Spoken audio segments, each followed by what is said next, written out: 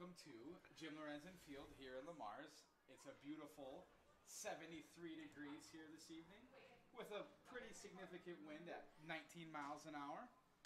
We have tonight's matchup between the district champion Gehlen Catholic Jays and the 3-4 Hartley Melvin Sanborn Hawks. We'll be back in a couple of minutes for pregame statistics and the setup of the matchup. You're watching Floor Digital Solutions.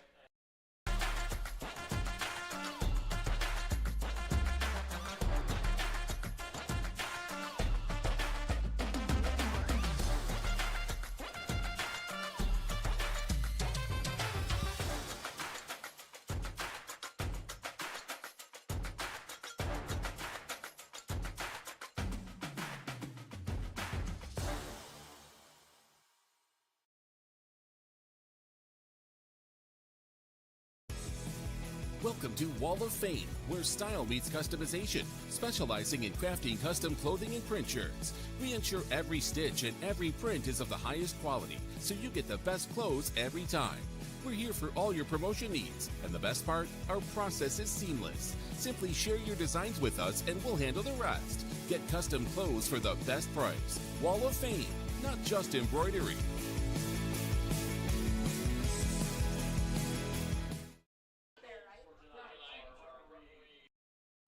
You will like it here. Beautiful Cherokee County, Iowa, nestled in the Little Sioux River Valley in the heart of Northwest Iowa. People care and support each other and work together to help our communities, business, industrial, medical, educational, and agricultural opportunities thrive. Each season offers recreational activities, historical events, and cultural entertainment, making living here enjoyable. Come stay or play. Go to www.cherokeeia.com now. Sitzman Construction, Lamar's, general contractors you can trust with the job you need done, when you need it done. Call Jeremy at Sitzman Construction when you need a remodel or a complete build. And they work with EPS buildings. Jeremy takes the time to know what you need. Past clients say he's reliable, honest, fair-minded, and reasonably priced. Contact Jeremy at Sitzman Construction. Jeremy and his crew will satisfy all of your construction needs. 712-540-2731. We don't mess around. We don't mess around. We just get down. Hey, down. Hey. Good luck tonight from your Gehlen cheerleaders. Places where all roads lead to families providing for their loved ones and their community. Where friends are found down every street.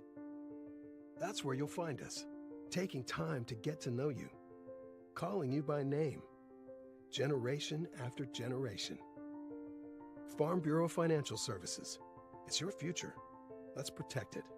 Contact Farm Bureau Agent Tyler Meekma in Lamar's today. Orange City Area Health Systems team of physical therapists and sports medicine physicians offer a broader range of evaluation and treatment for injuries. Our doctors have expert training in musculoskeletal ultrasound, which helps diagnose the cause of the problem, allowing them to provide more precise treatments. Often a combination of medical treatment and therapy is used to produce the optimal outcome. Get back to feeling and performing your best faster with the sports medicine team at Orange City Area Health System. Welcome back. That little tidbit a couple minutes ago was from the trio that's going to be doing the national anthem in a couple of minutes. We are here with the Class A District 1 champion Gehlen Catholic Jays coming in at 6-1, 5-0 in district, facing the fourth place finisher Hartley Melvin Sanborn Hawks, who are 3-4 currently, 3-2 in the district. We're going to run down some season stats to this point. We will start with the Hawks of HMS. Their leading passer is Jack Masbergen. He's 59 of 114 for 800 yards and 7 touchdowns to go with 10 interceptions.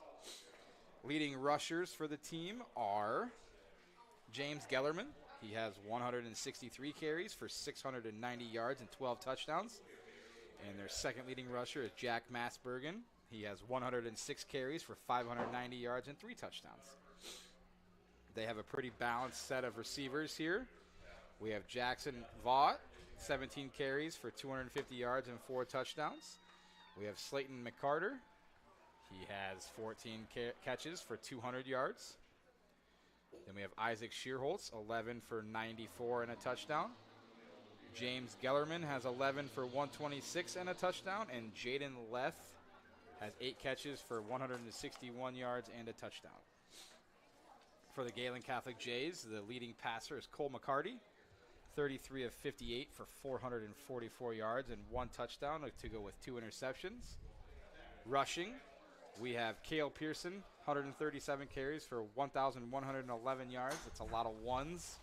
16 touchdowns. Second leading rusher on the team is Cole McCarty, 91 carries for 1,011 yards. It's a lot of ones there, too. He averages 11.1 yards a carry. He has 13 touchdowns. And then our third leading rusher is Jake Bogan. He has 32 carries for 156 yards and 3 touchdowns. Receiving-wise, we have Dylan Pecos. He has 13 catches for 215 yards. Then Jake Bogan has 8 catches for 61 yards. Landon Knipe has 5 for 84. Wyatt Kuntz has 4 for 37, and Brant Klein has 3 for 44 and a touchdown. So we have more or less a decent balanced receiving core other than Dylan Pecos. But we are more so known for our ground attack, as everybody knows. And HMS is pretty balanced both ways, passing and rushing. So I think the Jays defense will have to be on their toes tonight, even with this wind, to make sure that they keep their head on a swivel and they read their keys and stay locked into the game, because they have the 1 seed in the district locked up, but they would like to finish the season district-wise undefeated, get that nice, I believe they're 6th in the state ranking going into the playoffs next week. In the last week, Gehlen was up at South O'Brien, and that win at South O'Brien brought the Jays head coach Jeremy Schindler to 500 record. So hopefully a win tonight will boost that up, and we'll have a winning percentage for his coaching record. Hey, you never were mad about that. No. I was unaware of that. That's a nice little nugget. There's a nice breeze coming through the window. I can hear it in the microphone. That's nice. The Jays have come on the field now, and the VFW appears to be ready to come out for the playing of the national anthem.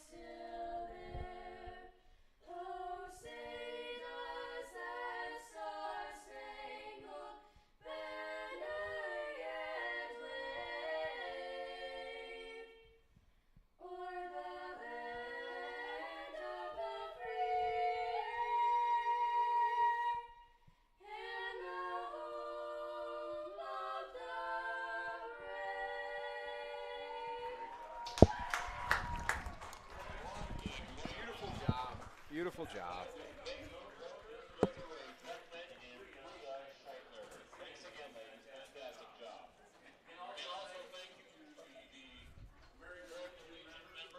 There was the trio of ladies singing the national anthem. That was Bria Scheitler, Maggie Roeder, and Danielle Dreckman. No. No? Desiree Dreckman. Desiree, sorry. Desiree Dreckman. Sorry, Desiree. Nice job, either way. See, that's a perk of not ever teaching that age group of kids at the school because I don't know those kids very well. Are they all sophomores? What? We got two freshmen and a senior, I think. I believe. It's Desiree the senior? Or no.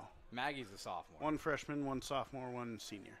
Yeah, okay. So I had one of them. I had Bria.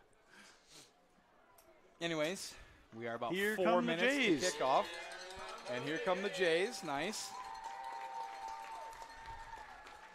It appears that we have less of an injury bug on the sideline today than we have in the past. I know Alex Peters is suited up. It's a good sight to see.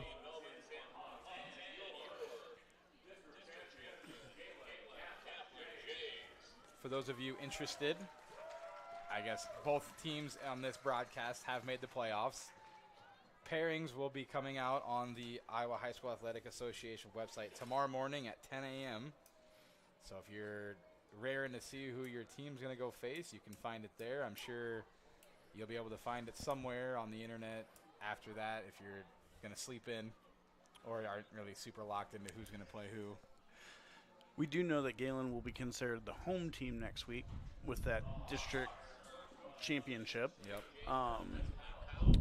We will also be not actually at this Jim Lorenzen field. Lamar's Community, whose field we use, will be home for one more week of regular season. So Gehlen will still be the home team in that first playoff game, but we'll be over at Akron Westfield. Yes, we will. And if you are planning on going to that, make sure you buy your tickets online. They won't. You got to buy them online. Yeah, I mean, I'm sure you can buy them online when you get there, but that's just a pain.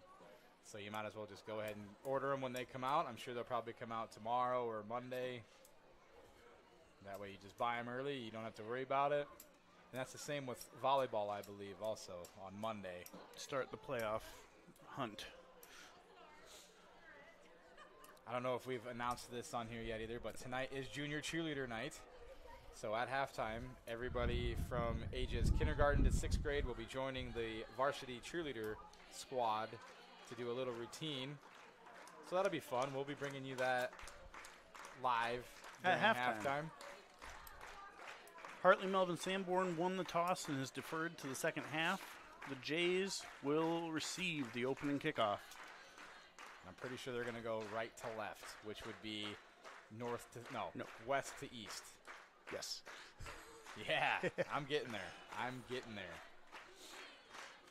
Beautiful day for football. I'm here for the wind. I like wind. We need to bring more paperweights next time we are up here because we weren't prepared for the wind. We got pens and paper. We got napkins all over the floor up here. But that's okay because that does not affect the game today. Let's see. With the junior cheerleaders, we will not, being at halftime, we will not get to see another performance from the Gehlen Catholic Marching Jays. Last weekend, they did go and compete at Dutchman at Orange City. They got 3rd place in Class 1A there, and they also competed at state marching contests and got a Class a 1 rating at state, which is always what you're hoping for. Yeah, 1s are good. Stuff like that's like golf, where like the lower score you get, the better.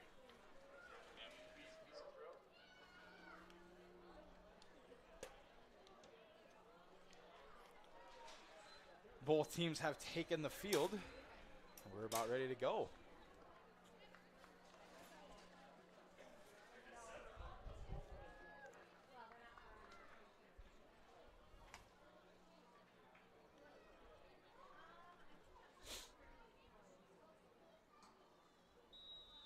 There's the whistle. I wonder how many times the ball falls off the tee tonight. Over, under, 2. I bet it falls off at least twice. And The kick is away. And it is fielded by Wyatt Kuntz, kind of. He picks it up at about the 8, and he's got a swarm of people coming. Makes a nice move, though. Gets across the 15, out to the 20. Yeah. Turns something out of nothing there. Wyatt Kuntz had a tough time. I'm sure the ball was playing tricks on him up in the air. But he's able to get the ball under control and gets it outside past the 20, so it's better than a touchback would have been.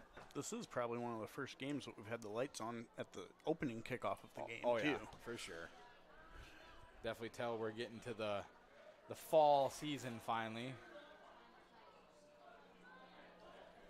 They officially mark the ball at about the 21, so it'll be 1st and 10 Jays. They have their spread pistol look. McCarty and Pearson are in the backfield. McCarty gets the snap, hands to Pearson, who goes up the middle, gets across the 25, runs into the ref. Ooh. He might still go. Yep. There he goes, 20, 15, 10, touchdown Jays. That has to be my best call I've ever had on a call, just because, you got some words out. I mean, Kale just weaved up the middle and ran into the umpire about 10 yards into the run, and HMS still couldn't really get to him. So, yeah, for those of you listening, that was subpar announcing, but here we go. Took the Jays 23 seconds to get the lead. Yeah. That was a 79-yarder. Pecos on for the point after. Snaps a little high and unable to get it. And they will not be successful in the conversion, but 20 seconds into the game, the Jays lead it 6-0. We'll be right back, and you're watching Floor Digital Solutions. Valley Healthcare, we keep you moving and feeling your best. Our providers work together to help overcome mobility issues, manage pain, and live your best life. An expanded physical therapy department and the area's top orthopedic surgeons on site mean the care that you need is in one convenient location. Whether you're recovering from an injury, managing a chronic condition, or looking to improve your mobility, Floyd Valley Healthcare can help you get back to doing the things that you love. Stay active, stay moving, make your appointment today. The best and easiest men's shopping experience in Northwest Iowa. Measures in the middle of downtown Le Mars.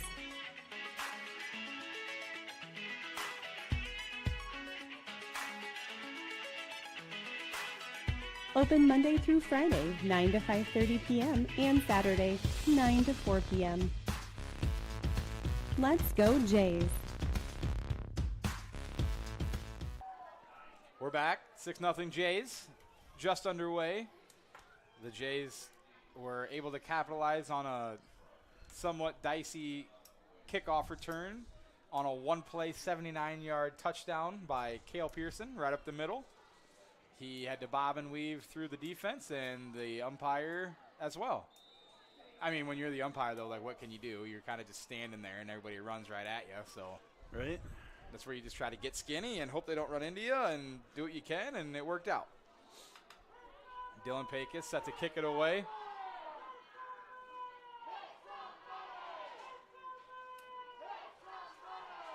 The ball is away, and it is fielded by the Hawks at about, well, they fumble a little bit too at the 5. They get across the 15, and he's brought down at about the 25-yard line. James Gellerman on the return there. Gets out to about the 26 is where they're going to spot it.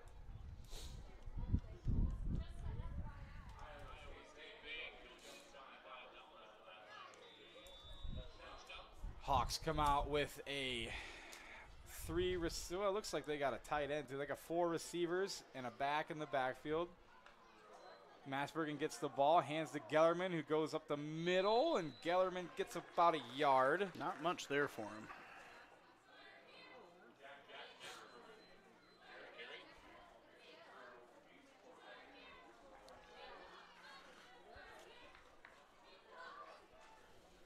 Very contrasting first plays for each team.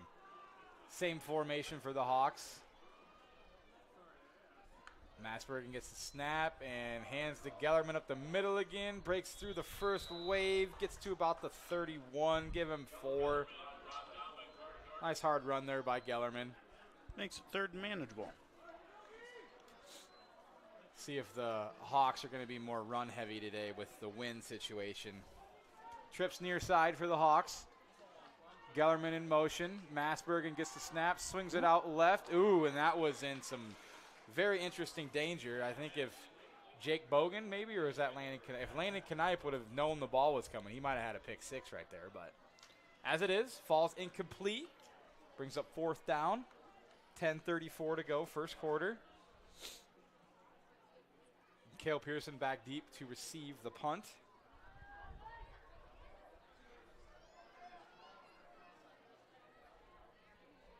Snap is good. Punt is away. Nice high punt. Gets over Cale's head and bounces. Cale runs back and gets it at the 15, and he goes around the right, and he gets across the 30 to about the 33. Jays will have pretty nice field position for their second drive of the game. 10:22 here, first quarter. Not a bad start for the Jays. They've had the ball twice, and the game's only a minute and 30 seconds old.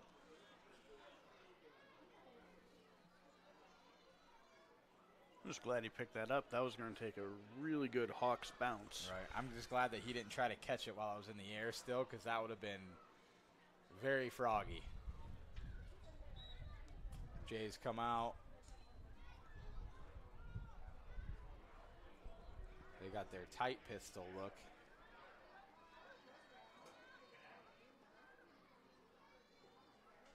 McCarty takes a snap, hands to Pearson, who goes left, who looks to get the edge, makes a nice cut. And he's met by about 3 Hawks. They give him 2. There goes that average for Cale. Went from 79 to 40.5, which is, I'd still take that. But right. 2nd and 8 Jays at the 35. And that's what Cale does well, is he waits for something to develop, and then once that hole hits, he's gone. Oh, yeah. He's got those 1,000-mile-an-hour. Then he uses those feet to chop down to nothing, and then makes a cut, and he's 1,000 miles an hour again. Trips to the far side for the Jays. McCarty takes the snap, fakes the pitch out to the right, keeps it himself over the left, gets across the 50, down to the 45 of the Hawks. Give him 20 for Cole McCarty. First down, Jays. Nice hard run there. Little misdirection by the Jays. McCarty takes 1 step to the right, fakes the toss, and just powers himself left. Get the defense flowing one way, you can cut right back underneath of them. The Jays got that dual threat, both McCarty and Pearson, over 1,000 yards on the season. Can't beat that. Spread look here for the Jays. McCarty gets the snap, hands to Pearson over the right tackle. Gets to about the 43, give him 2. Makes it 2nd and 8. 9 minutes to go here, first quarter. Nope, I lied. 39, they give him 1. Nope, 38. Now they're moving it again, 38.5. My stat book's give him gonna, 1.5. My stat book's going to look wild right there. 2nd and 8, Jays. Spread look. Pearson to McCarty's right. McCarty gets the snap, fakes the handoff, looks to throw, has a man open. And had Dylan Pecos, but it falls to the ground incomplete. Had him with room ahead of him, too. Just couldn't reel it in. He hauls that in, and he might go all the way there. That would have been the longest touchdown pass we've had in probably 3 years. As it is, it's 3rd and 8, Jays. There's a nice wrinkle for the offense, though. And that wind is kind of hit and miss. Yeah, the flags are not doing much right now. McCarty gets the snap, fakes the handoff, keeps it himself, tries to go to the right, tries to run out of a tackle. Gain of about 1. Brings up 4th down for the Jays. Kind of no man's land here. Are they going to punt it maybe? They are making a sub, so it looks like they probably will punt it away. It is 4th and long, and way too long to try a field goal.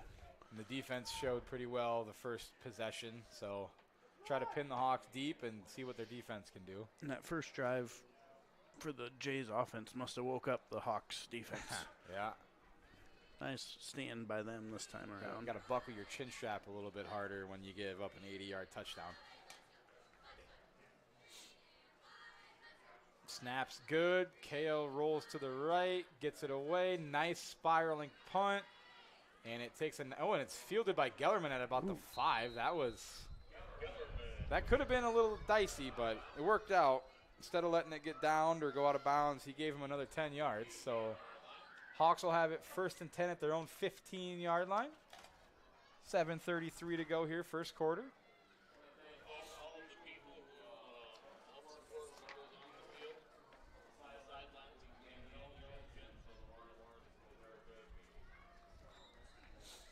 Hawks have trips to the near side. Gellerman goes in motion. Massbergen throws it to Gellerman. Behind the line, maybe. Either way, Gellerman gets a gain of 5. We'll say it was a pass. Gellerman gets 5 yards. Brings up 2nd and 5. Hawks looking to go a little quick. Looking to the sideline for the play call instead of huddling. They have 2 receivers to the far side. Massbergen gets the snap, hands to Gellerman, who goes to the right, stiff arms a man at the lowers the boom at about the 25. Gellerman gets 8, 9. Enough for the first down. That's a nice hard run there by Gellerman.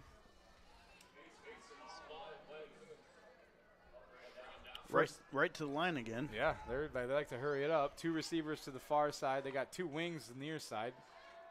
Massbergen looks deep, has an overthrow, and they're going to throw a penalty on Knipe.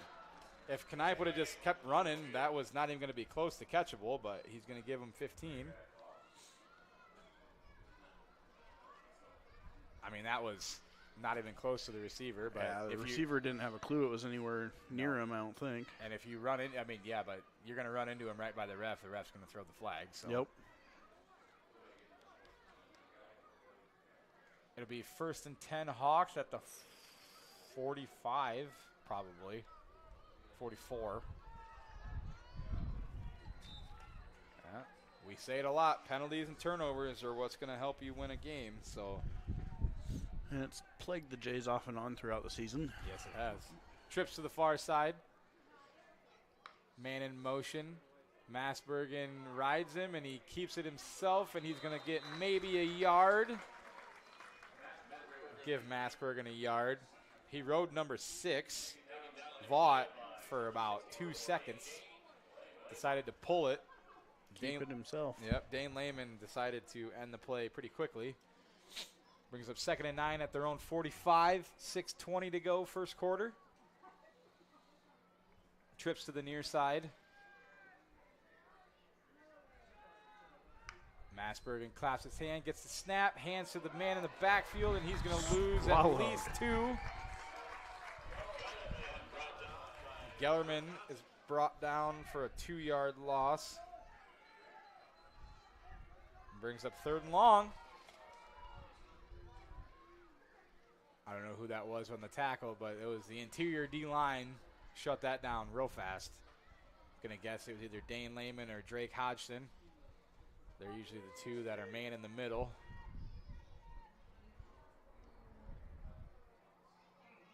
Hawks have trips to the far side. 1 man near side. Massbergen sends him in motion, gets the snap, looks left, and Dylan Pecos comes around the edge and puts him down. Took a while to get him down, but they got him. Dylan Pecos, and I think maybe Drake Hodgson helped him clean up. Well, maybe it was Mason Small, but Dylan Pecos was definitely the first man there with the pressure. Nice job there by the Jays D-line to get after those edges and shut that drive down. We've seen that happen in the past with the Jays. Defense gets in there, gets that quarterback disrupted. Quarterbacks that usually go pretty well for passing don't have quite as much of a chance sometimes here. Good snap, good punt. Pearson catches it at about the 25-yard line. It'll be 1st and 10 Jays. 4:43 to go here, first quarter. So after that firework, 10 seconds into the game, both defensive bowed up a little bit, and we've got a little bit more of a chess match. A little bit grinding going on. But as we've seen in the past, either one of our two running backs, I guess Cole McCarty's a quarterback, but each one of our run threats can pop one at any time. Heck, we've seen it 10 minutes ago at the first play of the game. Jays have the power pistol right look. McCarty gets the snap, fakes to the up back, keeps it himself, pitches to Pearson over the right side, lowers the shoulder. They're going to give him a gain of about 2, it looks like, to the 27.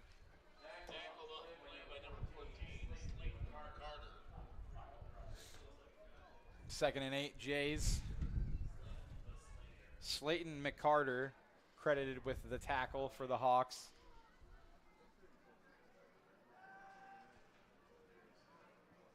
Coming up on 4 minutes, first quarter. Jays have the spread pistol look. McCarty takes the snap, hands to Pearson, who tries to make a cut in the backfield, and it's brought down. The ball comes out. They're saying he's down. Down first. Pearson loses 3.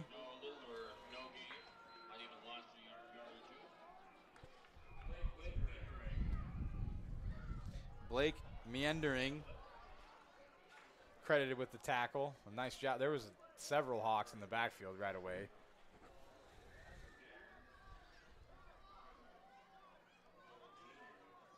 Third and long.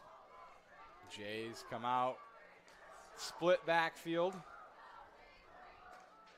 McCarty takes a snap, fakes the handoff, looks to throw left. Has a man. There's some contact, and there's a flag. The penalty. Back judge didn't see it, but the side judge decides to throw it. Let's see what they call. I would guess pass interference. The DB looked like he was kind of all over him, but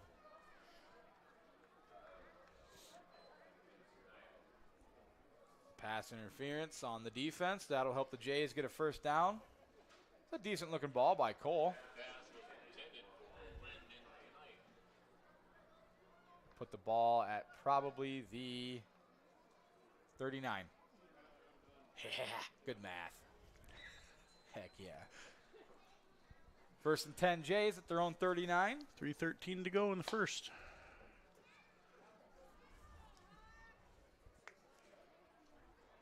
Jays come out with the spread pistol formation that they fancy. McCarty takes a snap, fakes to Pearson, rolls left, floats it out to Jake Bogan. Yep. Just out of the reach of Just Jake out of his Bogan. reach. Brings up second down and 10.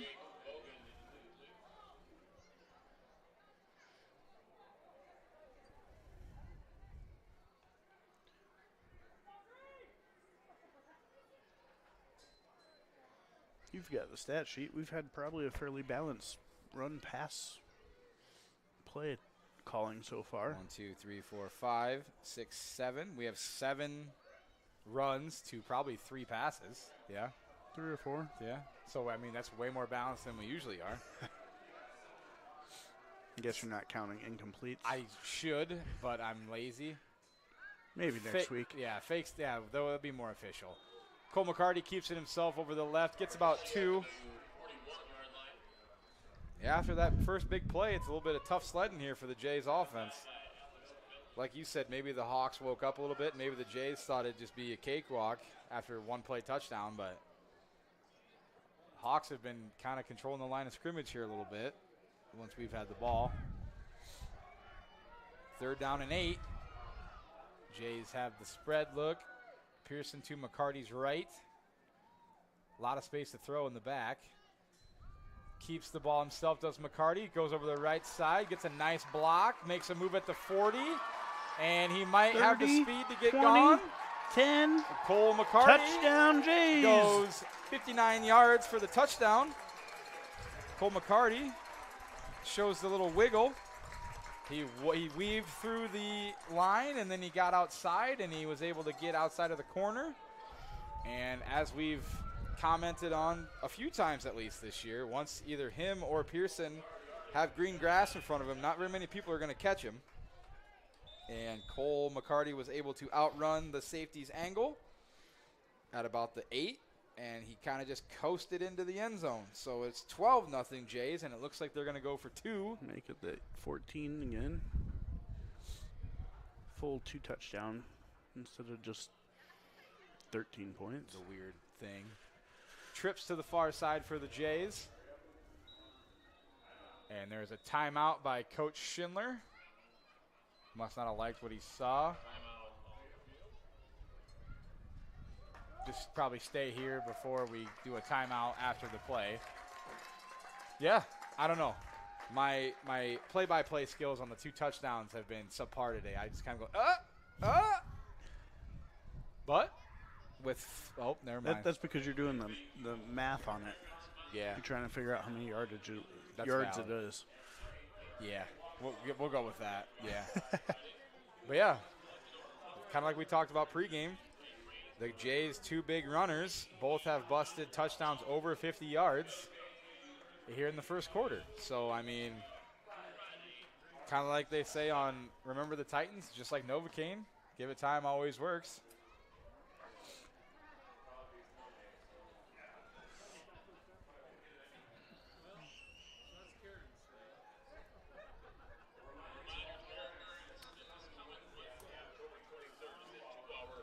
Thank you again to Prime Bank for the tailgate tonight.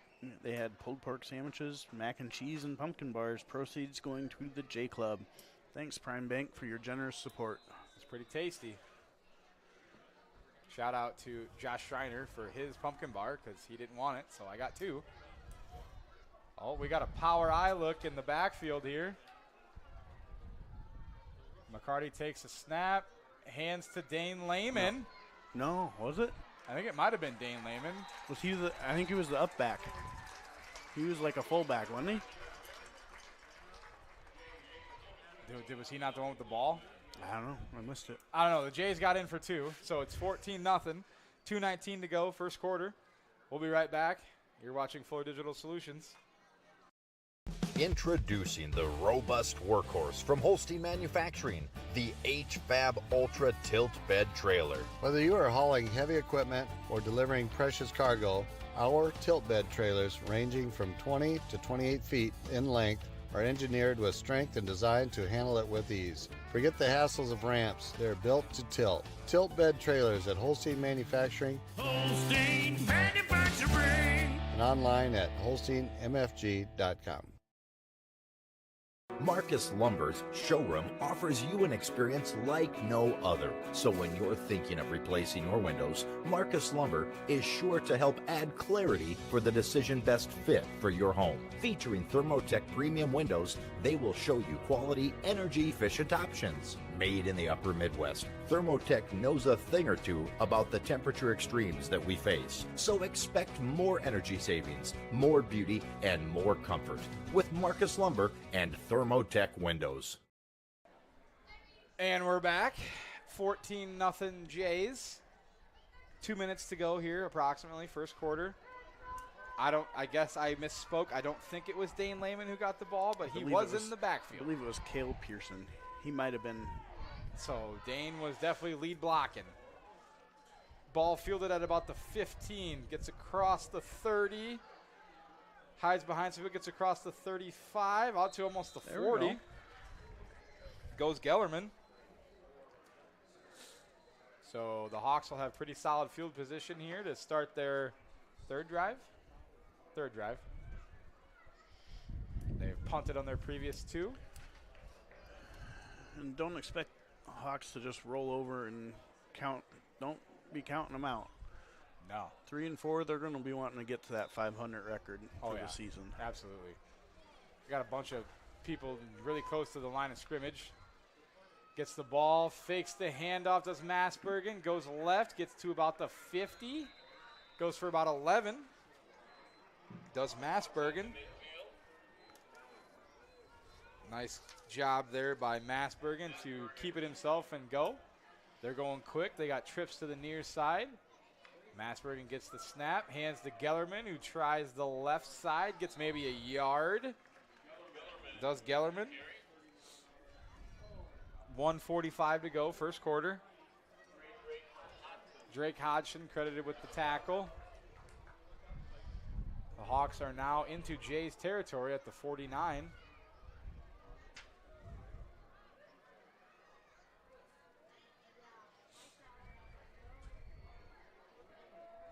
Got a receiver out here near side, one far side, then three dudes really close to the line. Now the two tight ends shift. Masbergen gets the ball, option this way, pitches it to Gellerman, cuts up the middle, gets inside the 40, down to about the 38. Gain of 11. I thought Masbergen might have pitched it a little early, but it worked out. No, they got down to, so it's a gain of 10, sorry. Right to the line again. Hawks going quick, trips to the far side. They have to sub somebody in.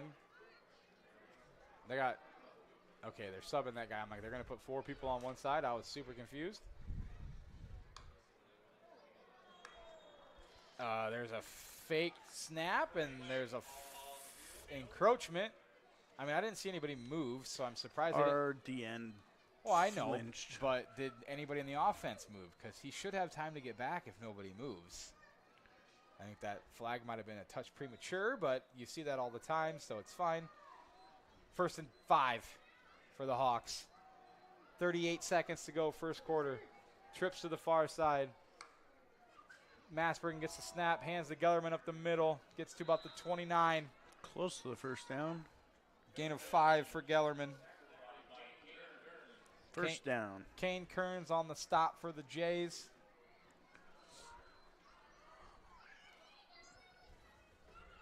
Clock is running, 20 seconds to go, first quarter. See if the Hawks try to get 1 or 2 more plays off. Masbergen sends a man in motion, hands it to him in motion on like a jet sweep kind of thing, and he's wrapped up for a gain of about 2. Let's see who that was when he gets up, number 5.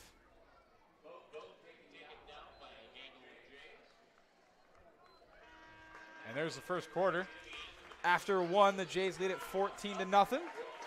But the Hawks are flying down into the red zone. So we'll be right back.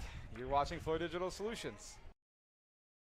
Since the 1980s, Colbeck Incorporated has been a family-run business providing their customers with quality wood and feed grinding services throughout Northwest Iowa. Colbeck Incorporated knows that your time is valuable, and they pride themselves on getting the job done in a prompt and reliable fashion. Local cattle feeders have been relying on Colbeck Incorporated hay grinding for 30 years, and Brian and Kevin are proud of their partnerships they've built with their customers. Whether it's grinding, mulch, or hauling, call Colbeck Incorporated today and see what they can do for you.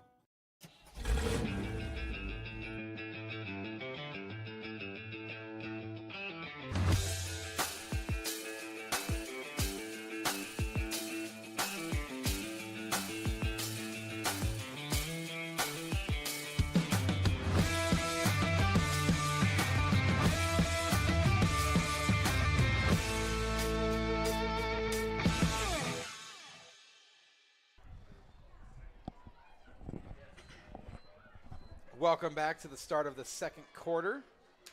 It'll be second and like 8.5 for the Hawks at the 27. Hawks have trips to this side. Masbergen gets the snap, fakes the handoff, keeps it himself, tries to go up the middle. I don't think Dane Lehman liked that idea very much. Shut that down real quick. Gain of nothing. Makes it 3rd and 8. Just underway here, second quarter.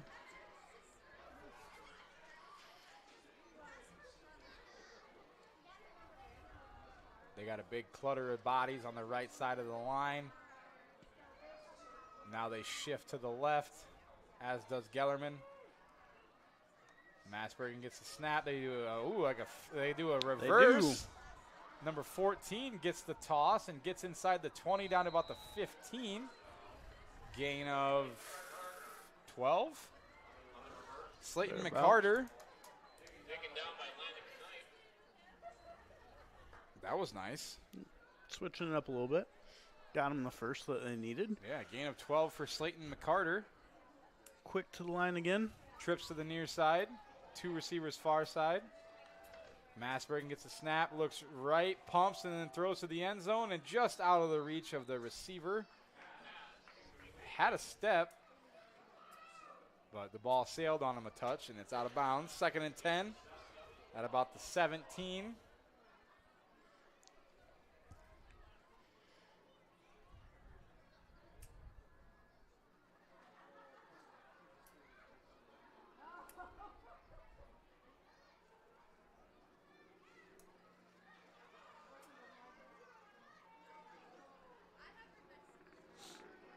Hawks took a while to get the play call in. Play clock's down to 6 already. Trips to the side. Gellerman goes in motion. Massbergen gets a snap. Looks like a screen because there's just a bunch of people running. Massbergen able to escape and throws it to the end zone, and it's incomplete. I don't know, either that was supposed to be a screen or somebody missed a block. Several. There were a lot of Jays coming through that line. 2 Jays got through without even getting touched. Oh, and now we got some flags. We got 2 flags. Are there man downfield? Ooh, maybe.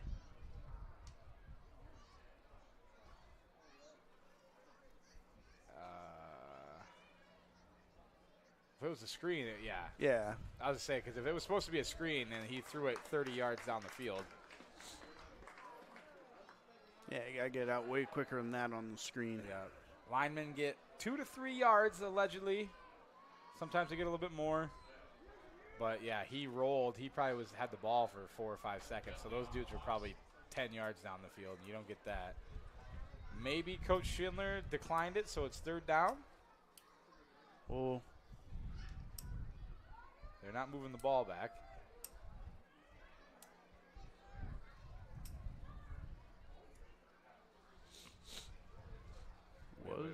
Was it? It was 2nd down. Was it second? It was 2nd down. Okay, I couldn't remember if I had switched it already. So the Jays declined the penalty to keep it 3rd down. They have a power backfield.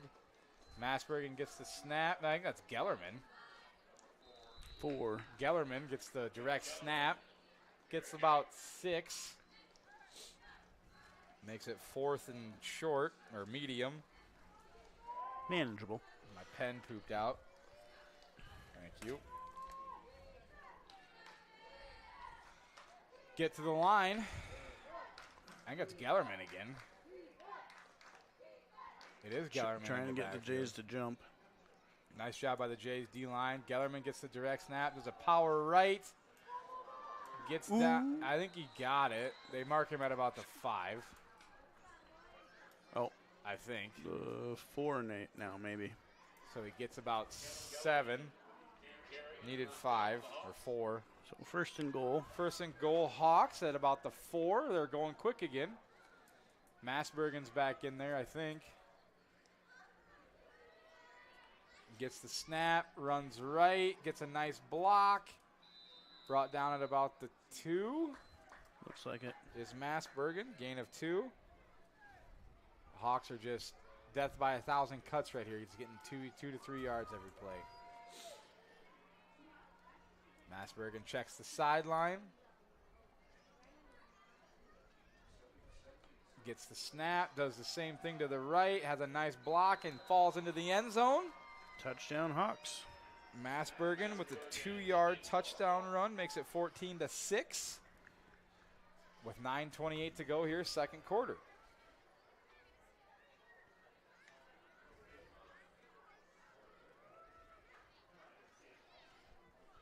Nice job there by the Hawks to respond, going down by 2 scores.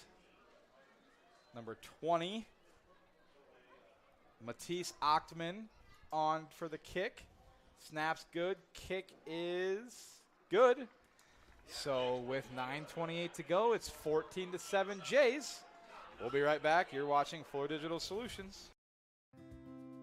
At Lamar's Agri Center, we offer a full line of agricultural products including precision agronomy and application, grain storage and marketing, seed, animal feed, bulk grass seed, and lawn fertilizer. We pride ourselves and are committed to providing the best customer service and building long-term relationships with our valued patrons. Call or stop in today. Our agronomist, Brandon Fisher, is ready to discuss your needs, helping to develop a plan for your long-term success. We will continue to be your partner in the field. Lamar's Agri Center, where your success is our top priority. Reliance means being dependable. And when it comes to comfort in your home, you want Reliance from a place you can trust with a product you can count on. That's why Marcus Lumber stocks Reliance brand water heaters. Because with Reliance in the name, it's the brand you can trust. Marcus Lumber has been stocking and installing Reliance water heaters for decades. So choose the name you trust for your home. Choose Marcus Lumber and Reliance water heaters. Welcome back to Jim Lorenzen Field. Hartley Melvin Sanborn Hawks lining up for the kickoff.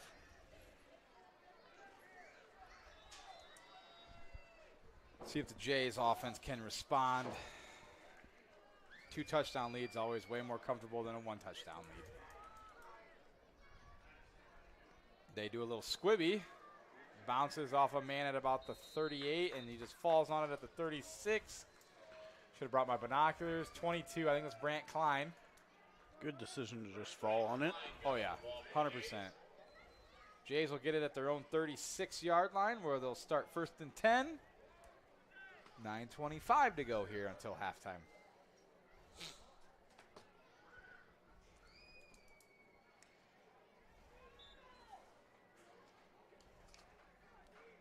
Do you think the Jays come out in the spread pistol? That's my guess. Nope, I was wrong. Huh? Oh, nope. Pearson to McCarty's right. McCarty gets a snap, fakes the handoff, swings it out here to Jake Bogan, who catches it and is across the 40, across the 50. Penalty flag down.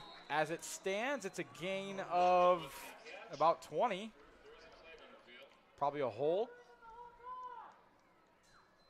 Flag came from across the field.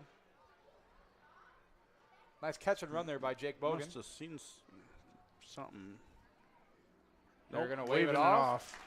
So they were at the 36. So that's 14 plus 3, 17. 17 yards for Jake Bogan. I love just having to add. Nice. I was going to say, all I saw was Hawks in the area. So I mean, I saw the receiver block in the corner, and you never know with that. Like, could probably call holding on everything if you wanted to. But who knows what he was even looking at. It might not even have been a hold, maybe. I don't know. Spread look.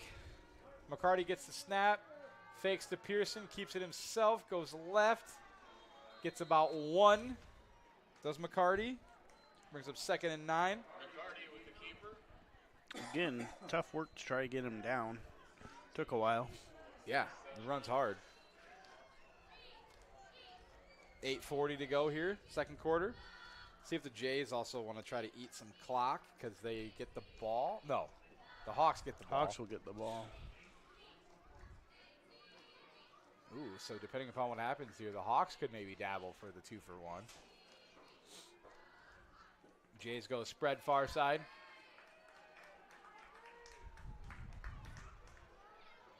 McCarty gets a snap, fakes the pitch, keeps it himself off the left, gets inside the 40, gets inside the 30, down to about the 23. So gain of 23. They were at the 46. 23-yard carry there for Cole McCarty. The Jays are knocking on the door of that red zone.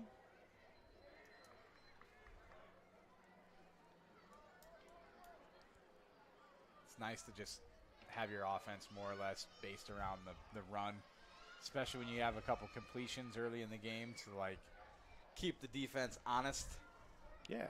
Get some men out of that box so you can actually run it and not against 9 people. Spread pistol look. McCarty gets the snap, fakes the handoff, rolls right, flips it to a man who catches it, gets down to about the 11, the 10. Is that Bogan? Nope. Yeah, I think so. Yep, Jake Bogan. 23 to the 10. They mark him at the 11, so gain of 12 for Bogan. What am I talking about, running team? We're a passing team here in Gehlen J country. Coming up on 7 minutes to go here. Jays have it 1st and 10 at the 11. This late in the season, got to start opening that playbook up a little bit, right? True. Spread look. Pearson to McCarty's left. McCarty gets a snap, keeps it himself, bounces off a man, gets down to about the 8, gain of 3 for Cole McCarty. Looked like he was going down right at the line of scrimmage and made something out of it. Yeah, he did a nice job of just trying to roll away from the guy with the spin move. And made sure he was falling forward when he went down.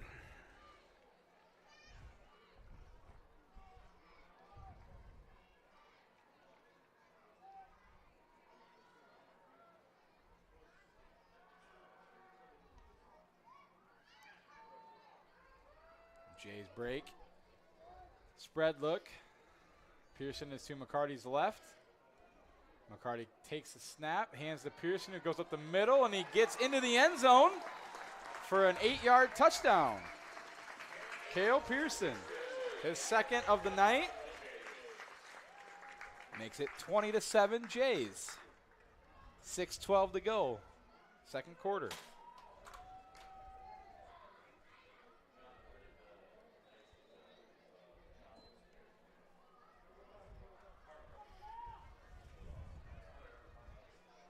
See if the snap operation goes a little bit more smooth this time for the Jays.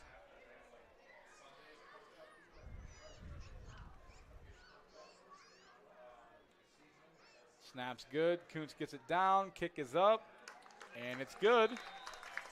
So with 6:12 to go till halftime, Jays lead it 21-7. We'll be right back. You're watching Fuller Digital Solutions.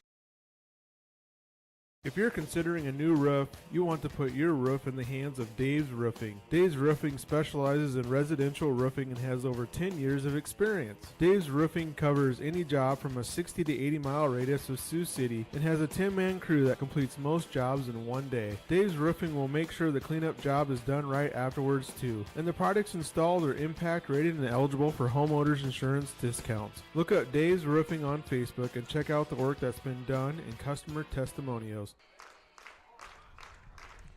There's the Gehlen Catholic cheer squad leading the crowd in the fight song after that last touchdown. Preview of what we're going to see later with the little J cheerleaders, I'm sure.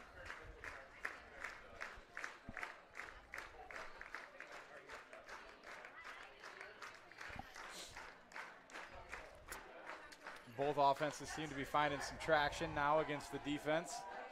Lucky for the Jays, they have a 2-score lead. It'd be pretty nice for them if they could keep the Hawks out of the end zone for the next 6 minutes. Because if the Hawks can score before half and get the ball back and the Jays don't score again, like, it could be a tie ball game before we open our eyes again.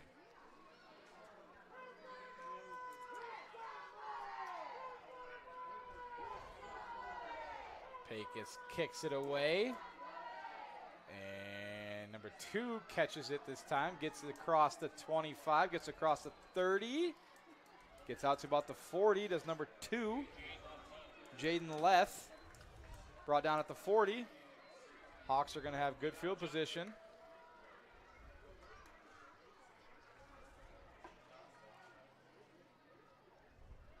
See if the Jays defense shows them what's up.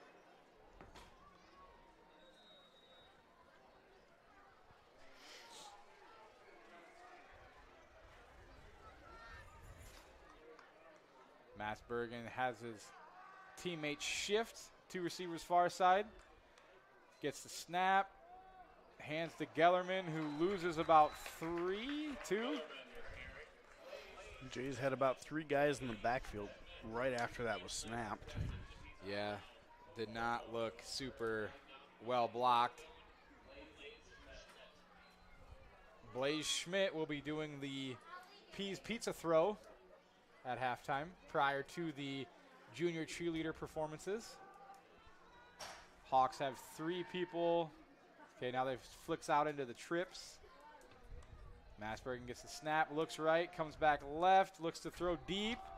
Has a guy out there, and it's complete. Way downfield. 12. Where are they going to mark it?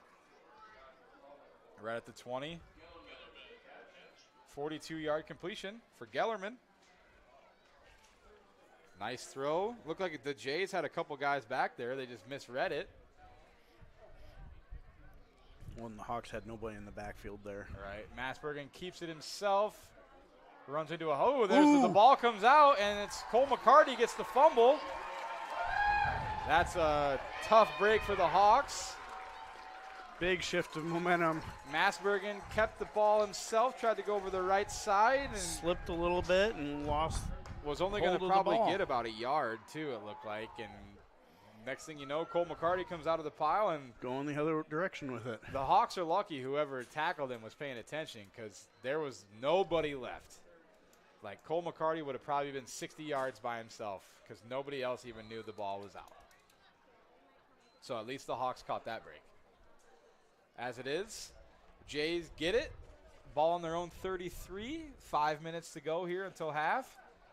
Quick change of momentum there. See if the Jays can pounce on the sudden change. Spread look. Pearson to McCarty's right. McCarty fakes the handoff, keeps it himself, comes to the right, has a nice block. Breaks the tackle across the 50. Let's see. He tries to cut back to the 36. We have 33, so 17. You've got a J down, though, too. 17 plus 14, 31. Back near the line of scrimmage, we've got a J down. Looks like a lineman.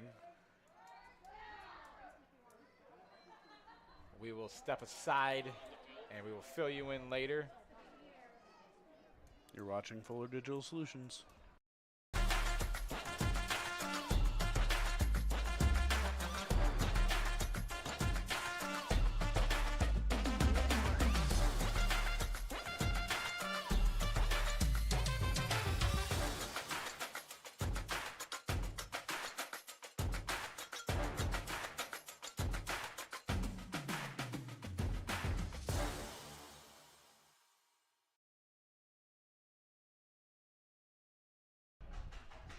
We're back. Mason Small was the down J, but he was able to get up and walk off under his own power. Hoping it's nothing overly serious. Maybe just tweaked his ankle, hopefully. Just took his shoe off.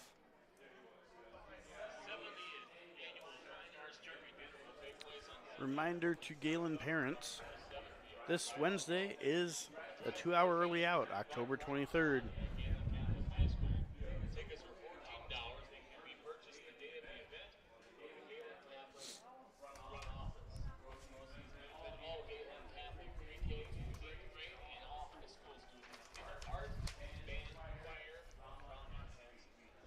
Reminder too, the 70th annual Fine Arts Turkey Dinner will take place on Sunday, October 27th from 4 to 7.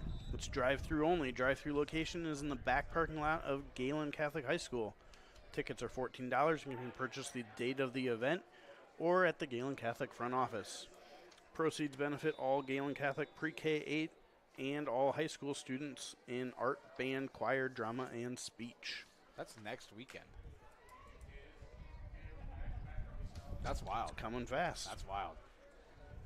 Crazy how fast goes when you're having fun, right? How fast time goes. I can't talk today. Wow. Here we go. McCarty gets the snap, looks to throws, and he short hops a man, and that looked a little late on the tackle. Well, I guess he didn't tackle anybody. Dane and the nose guard were getting after it a little bit. 2nd and 10, Jays. It's been kind of a wild game so far.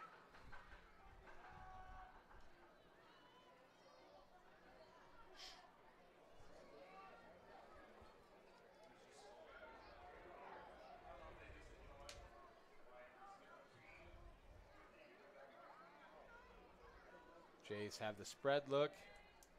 McCarty gets the snap, fakes the handoff, tries to keep it himself over the right, gets to the 35. Mark him down at the 34. Gain of about 3 for Cole McCarty. Brings up 3rd and 7. 2. Okay. Get 3rd and 8.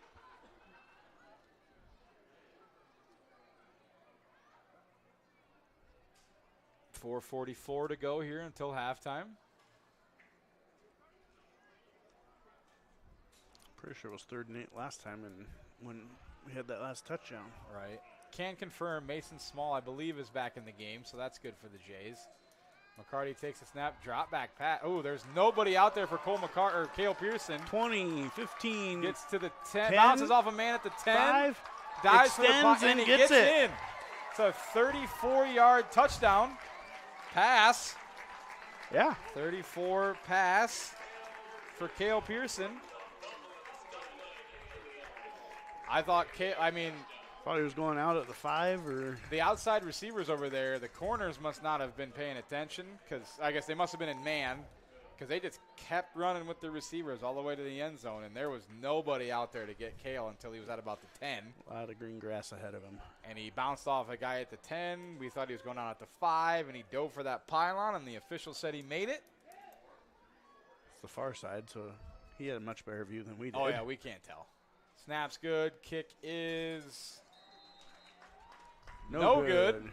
So with 4:33 to go, the Jays lead it 27-7.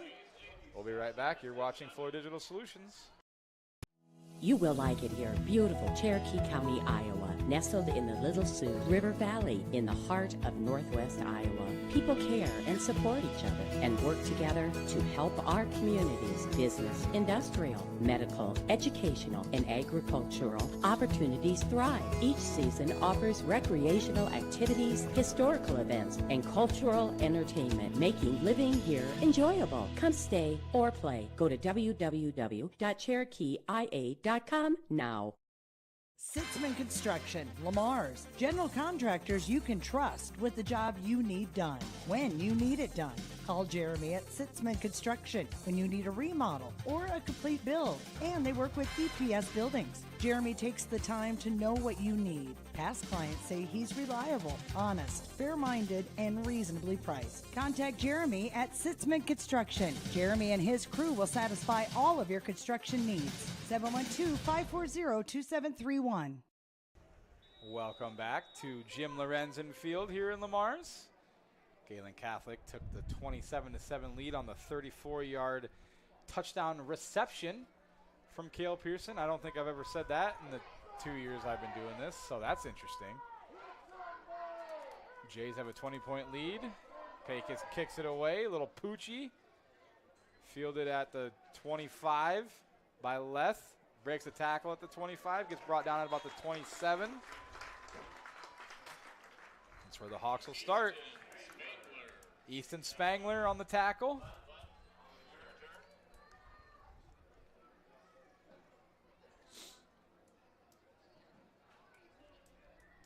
There are 4 minutes and 26 seconds remaining in the first half. See what both sides have got going on. Hawks have a lot of men on the line of scrimmage. Gelderman's in motion, I believe. Fake handoff. Ooh, nice hop there by Dane Lehman. Massbergen gets about 3.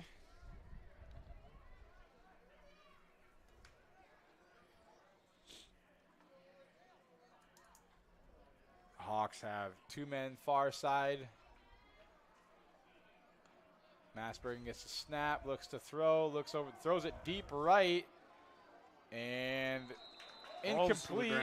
Nice job out there by Wyatt Kuntz. Battling the taller receiver. Can't tell who the intended receiver is. Number 6. Jackson Vaught. Oh boy, wind gust. 3rd and 7. 3:54 to go, first half. Empty backfield for Massbergen. Gets the snap. Looks to throw right. Keeps it himself. Quarterback draw. Massbergen gets about 4. That was an interesting looking tackle. It looked like he could have maybe gotten like a face mask or a horse collar or something, but no call. It's 4th and 3. I mean, at this point. Yeah, but you don't want to go for it and turn it over right here and give the Jays the ball at their doorstep. Right, 3:20 to go. You do get the ball after halftime. I think we're going to take a timeout. Yep, Hawks take a timeout to think about it. Think about it a little bit. Can't take them with you. Right. You want to cut the commercial? Sure, we'll be right back. You're watching. Places where all roads lead to families providing for their loved ones and their community. Where friends are found down every street. That's where you'll find us, taking time to get to know you, calling you by name, generation after generation. Farm Bureau Financial Services. It's your future. Let's protect it. Contact Farm Bureau Agent Tyler Meekma in Lamar's today. Orange City Area Health Systems team of physical therapists and sports medicine physicians offer a broader range of evaluation and treatment for injuries. Our doctors have expert training in musculoskeletal ultrasound, which helps diagnose the cause of the problem, allowing them to provide more precise treatments. Often a combination of medical treatment and therapy is used to produce the optimal outcome. Get back to feeling and performing your best faster with the sports medicine team at Orange City Area Health System. Welcome back to Jim Lorenzen Field. Looks like they are going to punt it away, maybe. Nope. They got the power formation in there, 4th and 3. Now they shift. They're going to have 5 wide. Jays better watch the hard count. That's a good call. Masbergen gets the snap, looks left, and throws it deep right. Has a man wide open, but he overshoots him by about 3 yards. So the Jays are going to take over on downs at the Hawks' 35-yard line. That's a bold call. You need 3 yards, and they throw it 45 yards down the field. I thought for sure they'd be trying to get him to jump again. I mean, a hard count would have been a good idea. 3:14 left to go. Both teams have 2 timeouts. Jays' running game has, well, I guess I was going to say found traction, but our last touchdown was on a pass. So Jays' offense in general, yeah, there we go, has found some pretty decent traction here the last quarter or so. Jays have trips to the far side. McCarty gets the snap, fakes the pitch to Pearson, keeps it himself over the right, gets about 3 for Cole McCarty.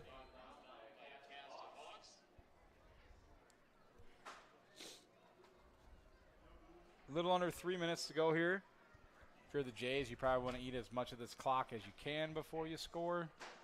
That being said, earlier this year, every time we'd say that, we would score the next play. So we'll see what happens.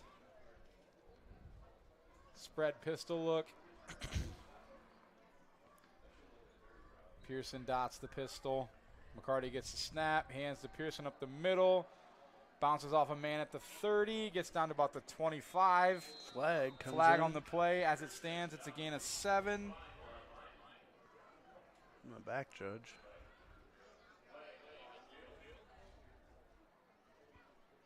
We have a face mask on the defense. Did not look like a personal foul.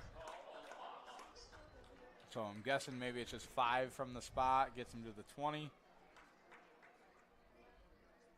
The run does count, so Kale will get 7 yards on that.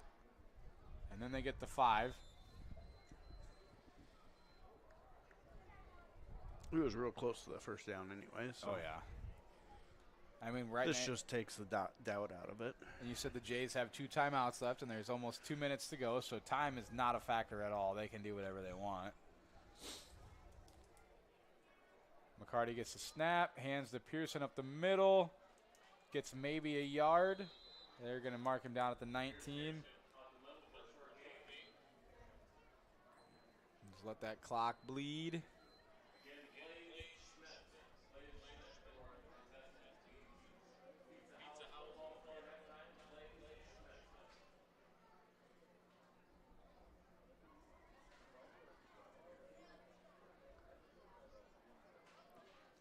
Jays come out with the Spread. Pearson is to McCarty's left. McCarty gets a snap. Speed option left. McCarty cuts it up. Pitches it to him at the 15. And Pearson gets into the end zone from 19 yards away. Cale Pearson's 4th touchdown of the night. 1:21 to go on the clock. Jays take a 33-7 lead. See if the Jays go for 2 to make it the 35. The Jays just have so many weapons on the offense. It's like the main two, obviously, are the quarterback and the running back, but they've been throwing the ball a lot tonight, too.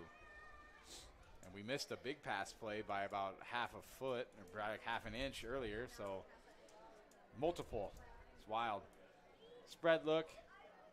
McCarty gets the snap, rolls to the right, looks to throw, and it is incomplete. Ooh. So it's an unsuccessful try, so it's 33-7 Jays with 1:21 to go here. First half.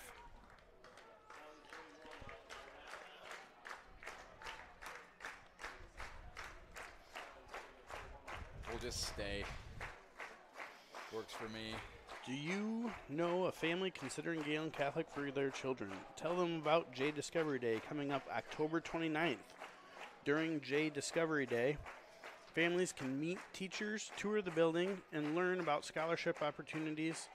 Interested families must register at GehlenCatholic.org by Friday, October 25th.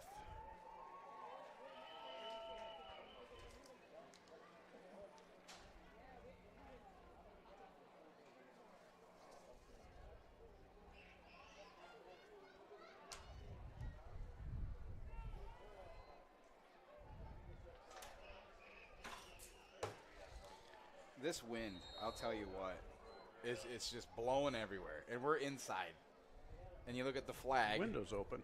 You look at the flag. The flag's not doing anything. The flag is not even moving, and we got gale force winds coming in here. I don't get it. I mean, it's fine. At halftime, when you guys are enjoying the junior cheerleaders, I'm gonna have to pick up about 75 napkins, I think, but that's okay. That's okay. Could be raining. Could be raining. Could be Haven't snowing. had that this year. Could be snowing. Also, I like snow, though, so bring it on. That's a discussion for another time, though.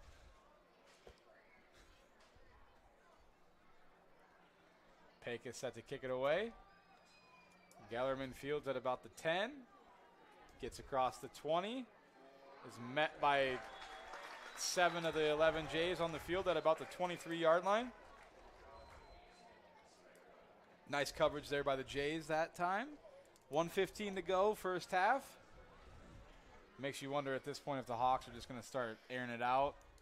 Maybe they're going to try just getting this to half and then regrouping. We got 2 timeouts, though, yeah? Yeah. It's one of those things where maybe you just run the ball on the play and see what happens, and if it's bad, just run out the clock, and I don't know. Something good happens, then capitalize. All right, try to. Masbergen gets the snap, hands to Gellerman, who goes over the right side, gets across the 30 to about the 31. Gain about 8. Gain of about 8. Good call. See if they go with any kind of speed. 57 seconds to go. They have 4 receivers to the far side. Masbergen gets a snap, fake throw, quarterback power. Gets to about the 37, excuse me. Gains what? 6? 5 or 6? Gets the first down. Give him 6. Clock's running, 35 seconds. Maybe they're just hoping to pop one. Masbergen gets the snap, fakes the handoff, looks to throw, steps up. Got a lot of Jays chasing him. Gets a gain of about 5. Good thing he kept going forward, because otherwise he had 2 Jays coming at him from behind. He had a lot of kids chasing him. That's a fact. 10 seconds to go here. So they get organized. They got time for maybe one play, and it does not look like they're going to worry about it. So at halftime, Jays will lead this one over the Hawks 33-7. We'll be back in a couple minutes for a stats update and the junior cheerleader performances. We'll be right back. You're watching Fuller Digital Solutions.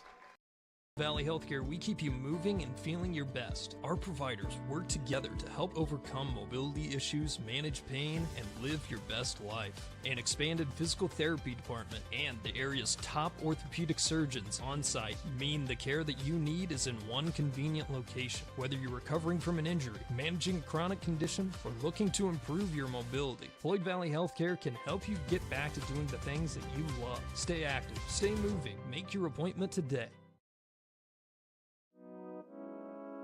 The best and easiest men's shopping experience in Northwest Iowa. Measures in the middle of downtown Lamars.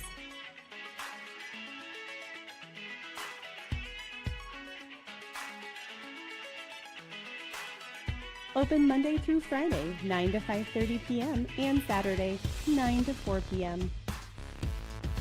Let's go Jays!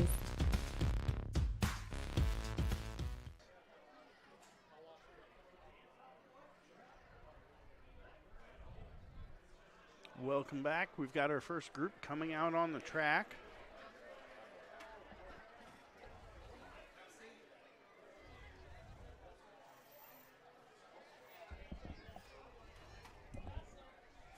Wednesday night, the Gehlen cheerleaders held their cheer camp with students from Gehlen Elementary. 71 little cheerleaders learned some new cheers that they are excited to show you right now. The first group we have will be the kindergartners with cheerleaders Brooklyn Gangler and Marin Dreckman.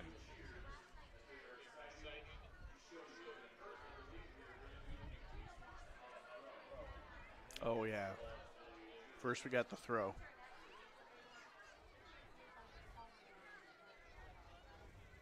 I don't know. It looks like they're going to maybe do it at the same time.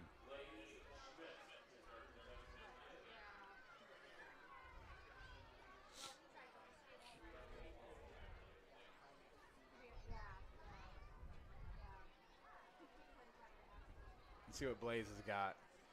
Aww.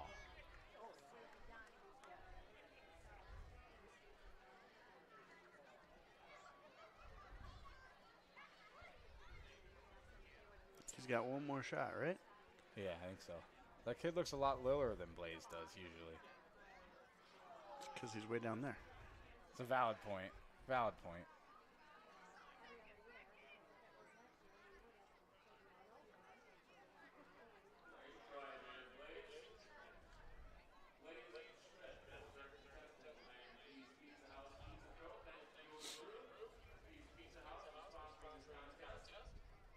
Again, the first group will be the kindergartners, and the cheerleaders with them will be Brooklyn Gangler and Marin Dreckman.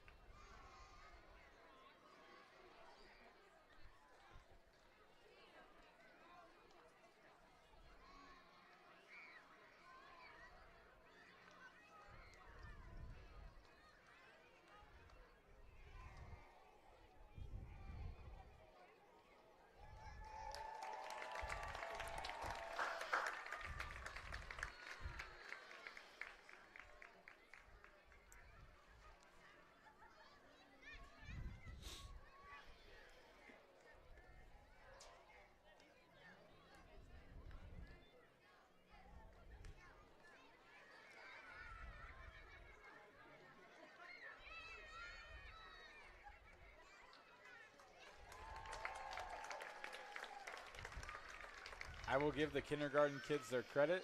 A lot of them that are doing the high leg kick can get it higher than I can, and they're probably 5 or 6 years old, so that just goes to show that stretching is important. Kids that age are very bendy. Yeah, that's wild. Next up, we will have the first graders with the cheerleaders Bella Jurgensen and Lindsay Poland.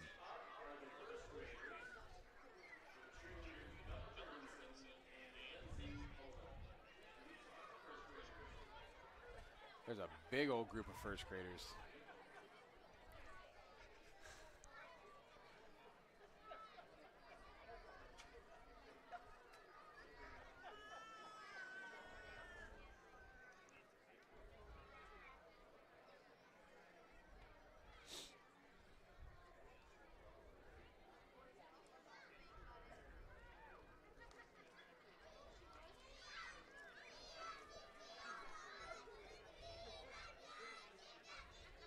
You can hear these first graders yelling. That's nice. Let's go. I don't know if it's coming across on the broadcast, but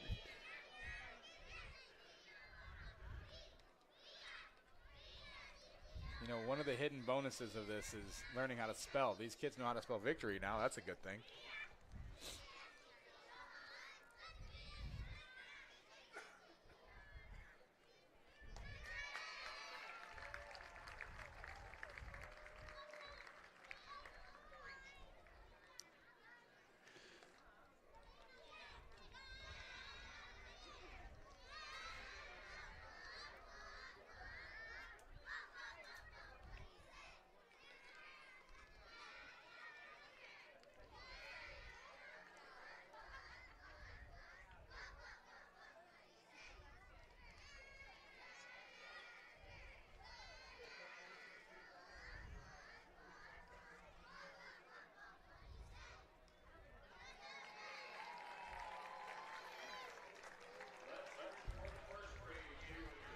Next up, we will have the second graders with cheerleaders Elena Beetlespacher and Maggie Roeder.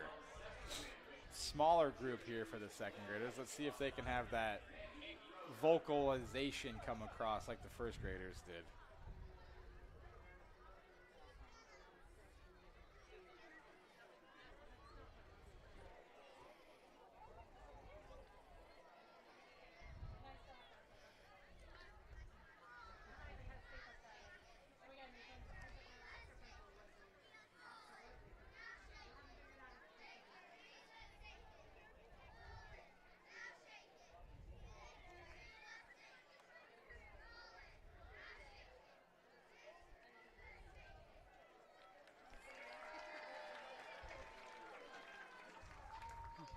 nice job by the second grade.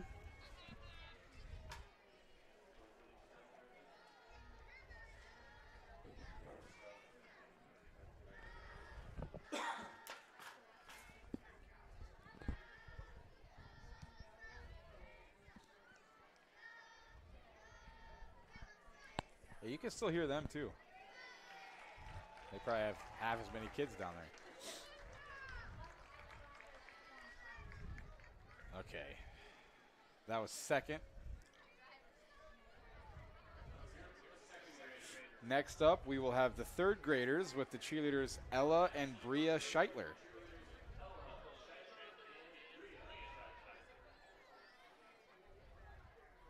You can tell they like each other because they're holding hands. Most of them. Most of them.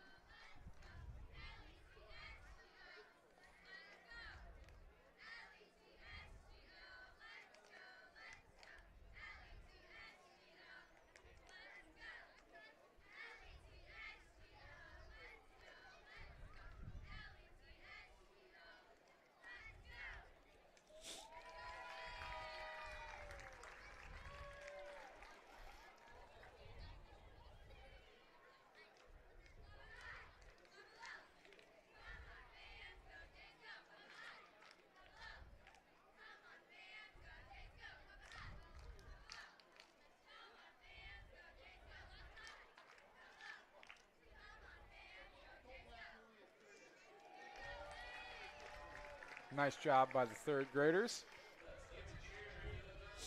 And finally, we will have the fourth, fifth, and sixth graders with the cheerleader Jossie Roeder. Oh, and these girls are just strutting out here in like the conga line. That looks way more fun than just holding hands.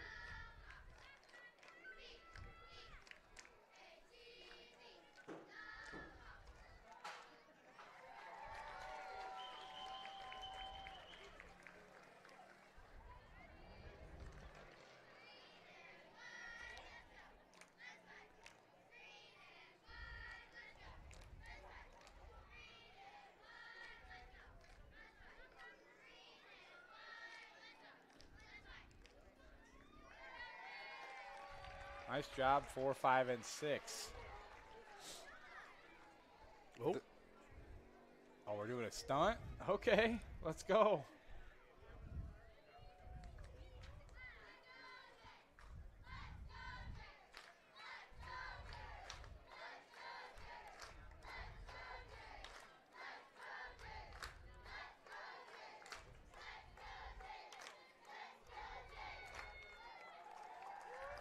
I like it.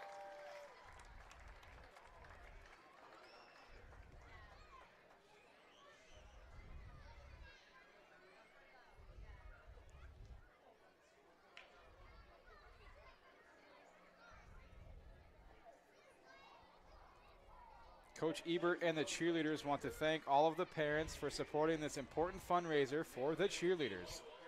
That was fun. Yeah. We will run through stats here really quick, and then we'll probably take a quick break. Rushing-wise, for the Jays, Cale Pearson has 117 yards on 9 carries and 3 touchdowns. Cole McCarty has 145 yards on 10 carries and a touchdown. Jack Massbergen for the Hawks has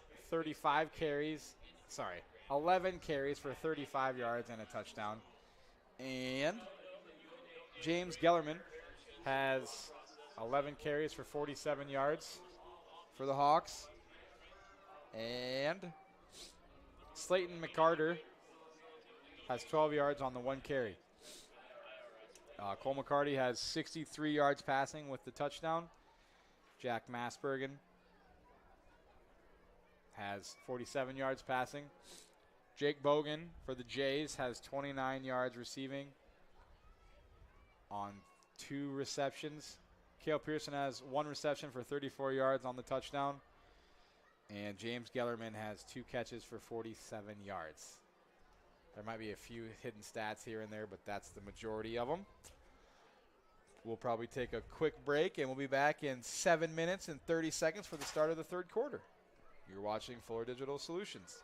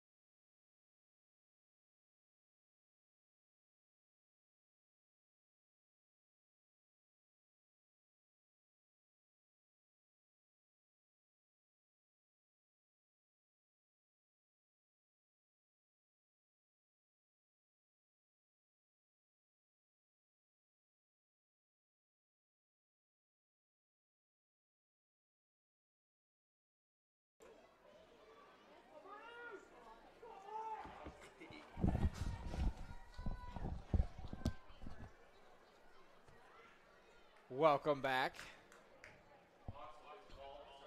HMS will start with the ball here in the third quarter, trailing 33-7. One would expect them to open it up a little bit more passing-wise here in the second half. Jays will probably stick to their run game. And I would assume Hartley will continue to do up-tempo offense to keep the ball moving. Yeah. Utilize that clock. That'd probably be a safe assumption.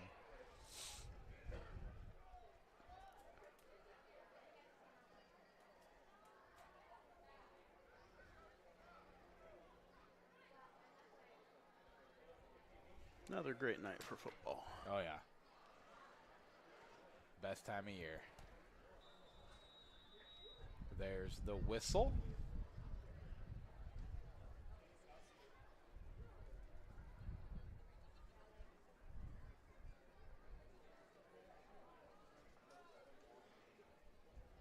Oh, do like a little wild kickoff. Whoa. And I think the Jays might have got the onside kick. And they did. Wyatt Kuntz comes out of the pile with it. Okay. Coach Westhoff just put a kid on his butt. I think that was Easton Spangler.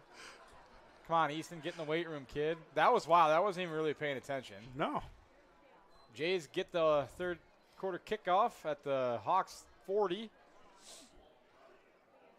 I know I've noticed throughout the year that they like the huddle behind Pecos. Oh. They got to get the tee off the field. Nice throw by Jake Bogan. Shout out. Yeah, like they usually do the huddle, then they spread out. This time they just all turned around and went really fast. That was wild. All right. Caught everybody off guard. Yeah, we was just ready for them to spread out. All right, Jay's ball. 1st and 10 at the 40 of the Hawks. Trips to the far side. McCarty gets the snap, fakes the handoff, looks to throw deep left, and there's feet entangled. There's the flag. Landon Knipe had a step. Jays are just airing it out. I mean, I'm so wrong on everything. This is insane. Trying out new things from that playbook. Right.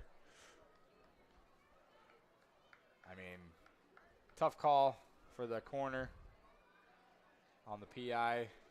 Kind of just looked like feet got tangled. But it's better to give up 15 than a 40-yard touchdown. So Jays will have it 1st and 10 at the 25. 11:49 here, third quarter. Jays are already in striking distance.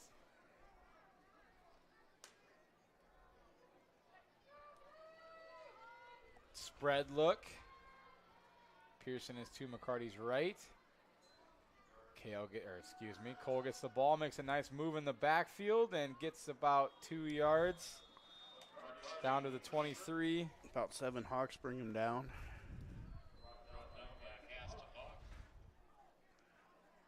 Forward progress of a yard.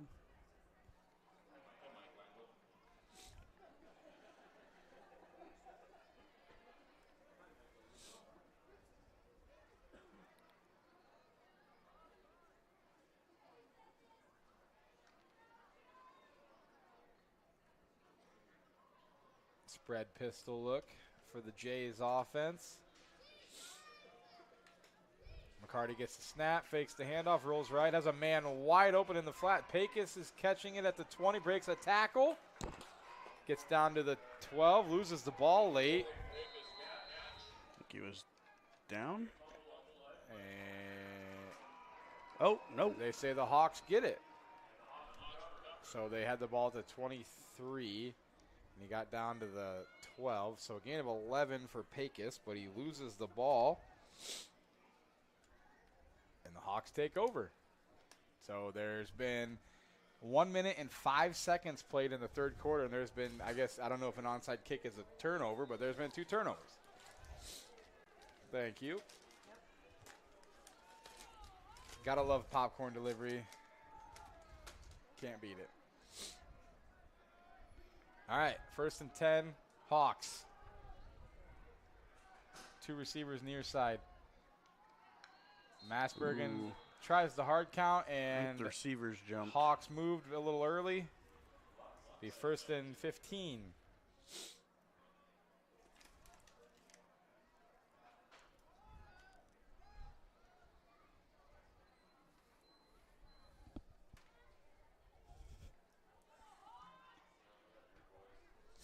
Worst part about popcorn on a mic is you can't eat it. Smells good, though. This is true. Hawks have a bunch formation by the line. Massbergen gets the snap, keeps it himself, goes to the left, gets maybe a yard. Drake Hodgson credited with the tackle for the Jays.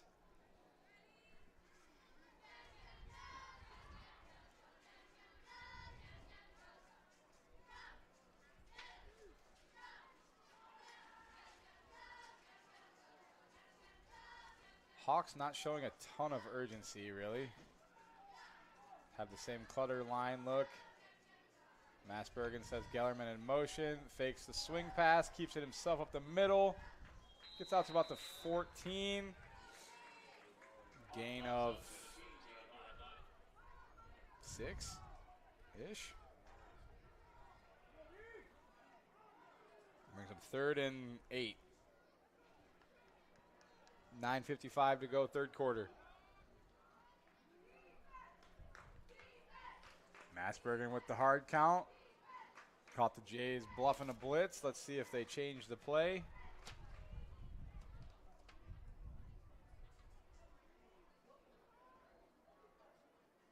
Massbergen gets a snap. The Jays do blitz. Massbergen throws a deep left. And the ball's dropped, but there was contact. I think that's Grant Arns. Must have got there just early. I would say that was probably a little bang-bang.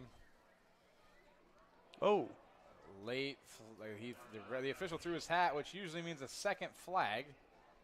So the Hawks might get some yardage here.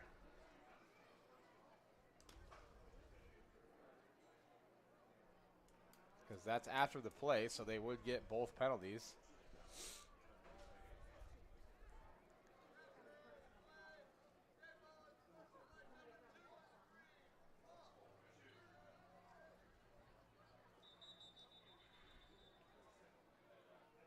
So yes, the Jays will give up 30 yards worth of penalties on that play.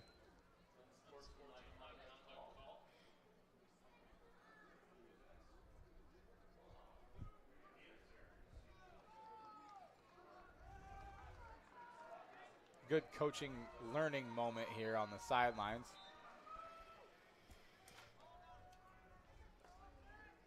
The play results in the Hawks get it 1st and 10 at their own 44. It's a big play. Massbergen keeps the quarterback power, gets about 2, and the whole Jays D-line shoves him back along with Cole McCarty. Brings up 2nd and 8.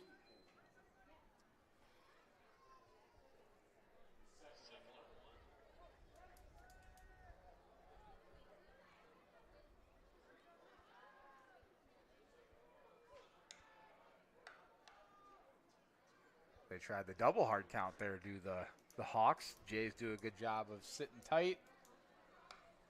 Massbergen gets the snap, looks left, throws out there. Too far out in front of his receiver. Had a guy with some space. Yeah, I think he thought about it too much, because if he would have just flipped it out there quick, he would have. Yeah, the guy had a lot of space. He looked like Bo Nix there in the 1st quarter last night, just kind of indecisive. Shout out Broncos fans. 3rd and 8. Trips to the near side. Gellerman comes in motion. Massbergen tosses it out there on the sweep. Jays have a lot of people. Oh, there's a nice contact there. Cale Pearson makes sure he goes out of bounds after a gain of about 4. Gellerman took the worst of that, I think. Brings up 4th and about 4.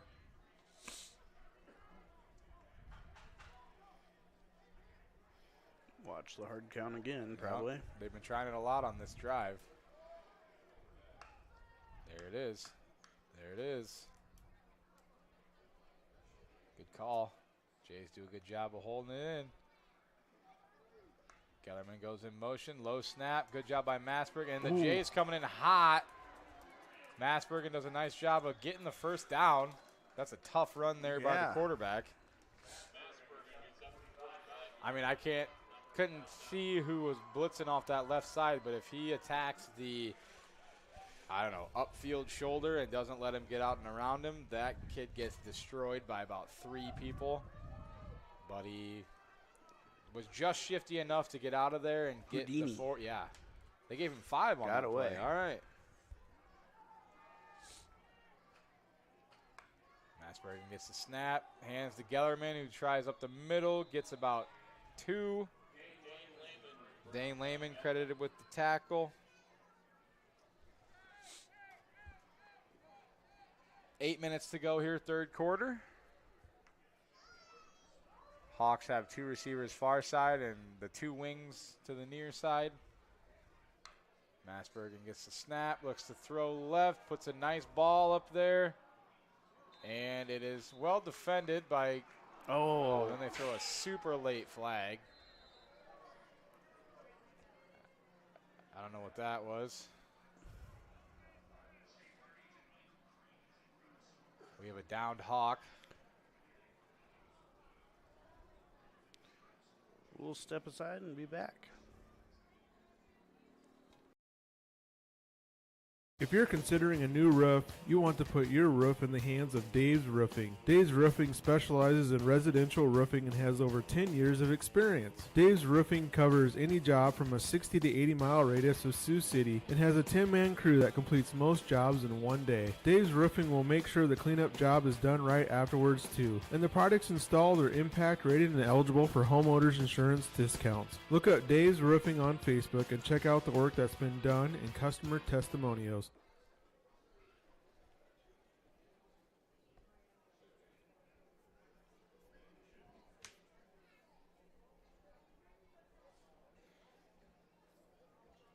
Places where all roads lead to families providing for their loved ones and their community. Where friends are found down every street. That's where you'll find us, taking time to get to know you, calling you by name, generation after generation. Farm Bureau Financial Services. It's your future. Let's protect it. Contact Farm Bureau Agent Tyler Meekma in Lamar's today. We're back. Couldn't tell who the receiver was that was down, but they threw a late flag and they called personal foul on the Jays corner out there. So it's 1st and 10 Hawks at the 28. Player did get up off the field on his own. Yep, he was able to get up and walk. I don't know, from here it looked like he might have smacked his head on the ground when he fell down. Massbergen throws it deep left, and it is almost intercepted by Cale Pearson. Gellerman does a great job there to play defense. Oh, yeah, that was a harder hit on that play than it was on the previous play with the personal foul. But 2nd and 10. As you predicted, a little more error in and out this half. Yeah, quarterback's make up that deficit. Quarterback's got a nice high looping ball when he throws it to the outside. It's pretty. Hasn't completed many of them yet, but they look good. 2 wings to the near side. Split receiver. Massbergen gets the snap, fakes the handoff, and it gets swallowed up in the backfield. Trying to make something out of it. Should have just went down when he got contacted first. Lost 8. 7 maybe.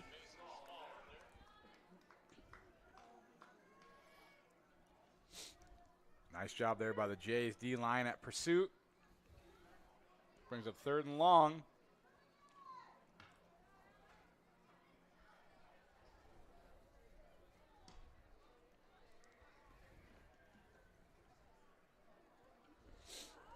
Seven minutes to go here, third quarter. Massbergen gets the snap, looks to throw, flips the screen out there. Number 5, nice job by I don't know who to wrap it. That could have been problematic. Cole McCarty was able to stop Isaac Shearholtz for a gain of only about 4 or 5. We'll give him 5.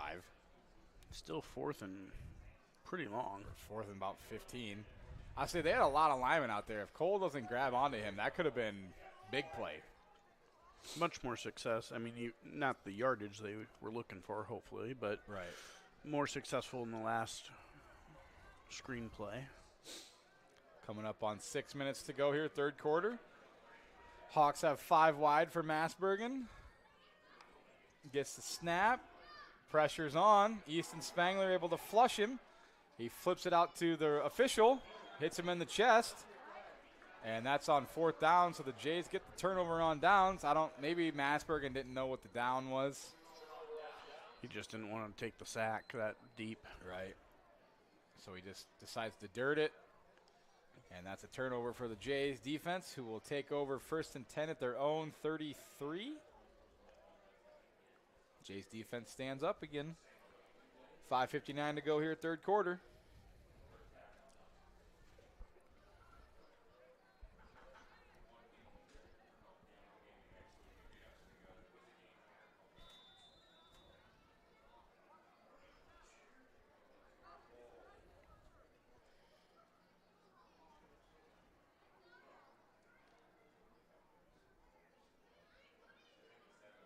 Jays have the spread look.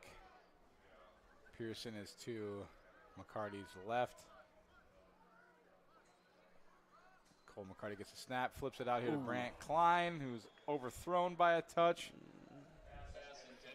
Honestly, is the back Jake Bogan? Yep, the back is Jake Bogan. Oh, yeah. Cale Pearson getting a breather on this drive.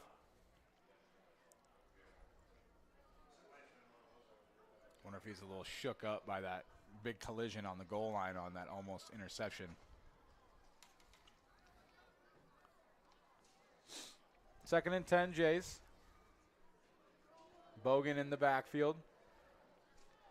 Double stack look for the Jays receivers. McCarty gets the snap, hands to Bogan, makes a nice move in the backfield, gets across the 40, another nice move, gets across the 50. Inside the 40, stiff arms a man, out of bounds at about the 25. So we got 33, so 17.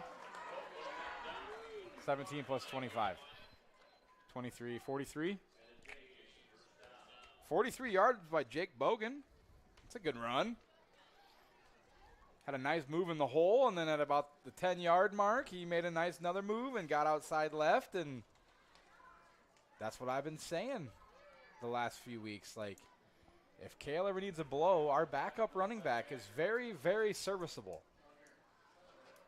Like, Jake Bogan would probably start at running back on a lot of teams around the district and around this area of the state at this level. McCarty gets a snap, hands to Bogan again over the left, gets to the 20, down to about the 19. Gain of 6 for Bogan. And let's not forget to give credit where it's due. Those linemen, down in the trenches. You got to give the linemen credit. There's a reason these backs and our quarterback have holes to run through. Well, and after tonight, we probably will have almost ran for 3,000 yards this year in 8 games, which is crazy. Same double stack look. McCarty gets the snap, hands to Bogan over the right. Moving those legs, gets down to about the 16, gain of about 3. That's wild. I didn't even think about that. Like the potential, like we could run for 3,000 yards in 8 games.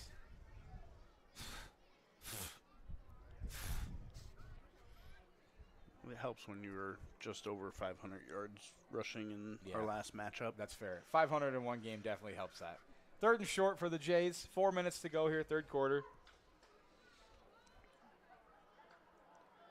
McCarty gets the snap, fakes the handoff, rolls right, has a man in the flat, keeps it himself, points out the block he wants, gets inside the 5, and he's down to about the 2.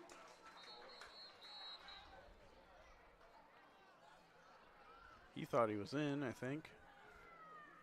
He was down, though, right? The near official has him down at about the 1.5. He was at the 16. They mark him at the 1. Just short. 15 yards there for Cole McCarty. Gets down to about the 1. Timeout. Injury. He's on a knee, and he goes back down. We'll step aside. We'll be right back.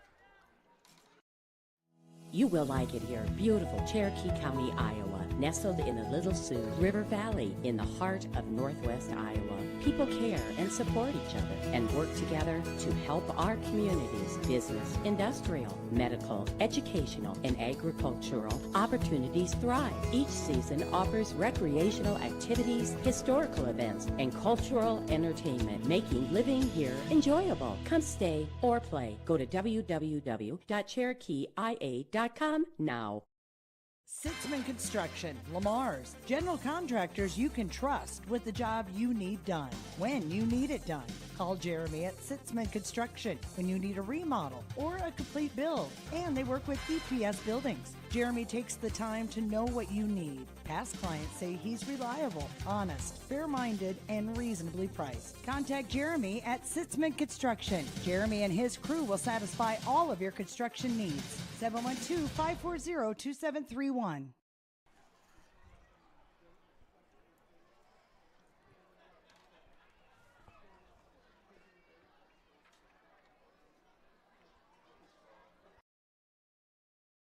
If you're considering a new roof, you want to put your roof in the hands of Dave's Roofing. Dave's Roofing specializes in residential roofing and has over 10 years of experience. Dave's Roofing covers any job from a 60 to 80 mile radius of Sioux City and has a 10-man crew that completes most jobs in one day. Dave's Roofing will make sure the cleanup job is done right afterwards too. And the products installed are impact rated and eligible for homeowners insurance discounts. Look up Dave's Roofing on Facebook and check out the work that's been done and customer testimonials.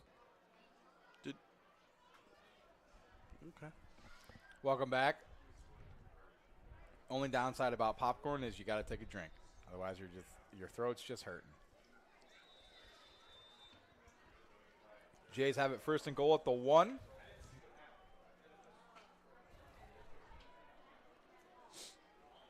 We have a man under center in McCarty. Jake Bogan in the backfield. McCarty gets a snap, hands to Bogan, who is met in the backfield, and the ball comes out. There's a Jay lineman who has the ball in the end zone. They're going to say no gain for Bogan.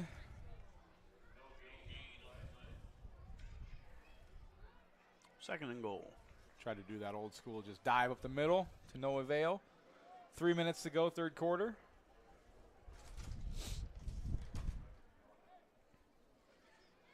Jays come out in the more traditional spread look. Bogan is to McCarty's left. McCarty gets a snap, do a speed option. Bogan throws a nice block, and McCarty gets into the end zone. Gets in. On a 1-yard carry. Great block there by Jake Bogan. Oh, we have a penalty, though.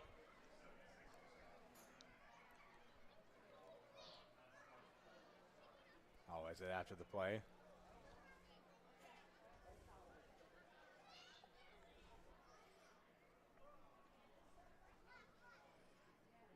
Personal foul on the defense.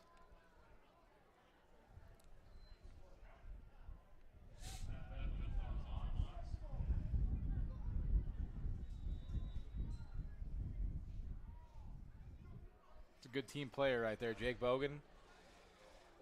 You know, he probably wanted to score himself, but on the option saw that he could throw the block that led to the touchdown and did what he needed to do, and Cole McCarty's able to just walk into the end zone. Power pistol look. McCarty gets the snap, fakes the handoff, rolls right, has a man wide open. Dylan Pecos with the 2-point catch. And with that, it's 41-7. Jays lead it. 2:41 to go here, third quarter. We'll be right back. You're watching Fuller Digital Solutions. Places where all roads lead to families providing for their loved ones and their community. Where friends are found down every street. That's where you'll find us, taking time to get to know you, calling you by name, generation after generation. Farm Bureau Financial Services. It's your future. Let's protect it. Contact Farm Bureau Agent Tyler Meekma in Lamar's today. Orange City Area Health Systems team of physical therapists and sports medicine physicians offer a broader range of evaluation and treatment for injuries. Our doctors have expert training in musculoskeletal ultrasound, which helps diagnose the cause of the problem, allowing them to provide more precise treatments. Often a combination of medical treatment and therapy is used to produce the optimal outcome. Get back to feeling and performing your best faster with the sports medicine team at Orange City Area Health System. All right, we're back. Going to be way more locked in on this kickoff because last time they caught me off guard, and I feel weird. They're going to move it up to the Hawks 45 because of the personal foul penalty on the touchdown. Now would be the time to try something squirrely like the onside kick because even if you do something stupid, they're going to get the ball at like the 30.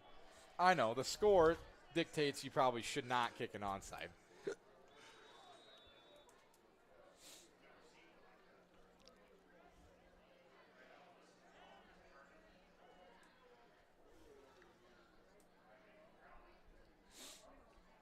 Jays do their spread out thing, so I would assume they're not going to do anything weird like that.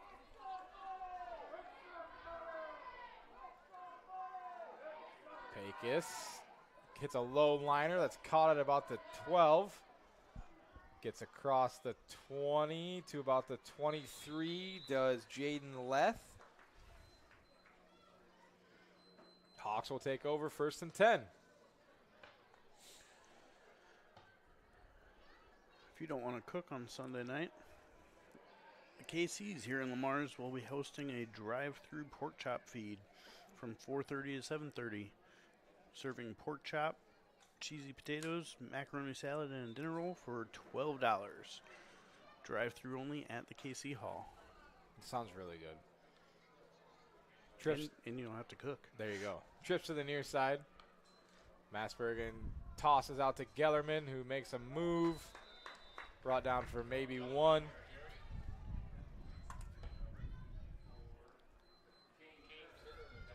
Kane Kearns credited with the tackle. Coming up on 2 to play here, 3rd quarter. Jays lead it 41-7.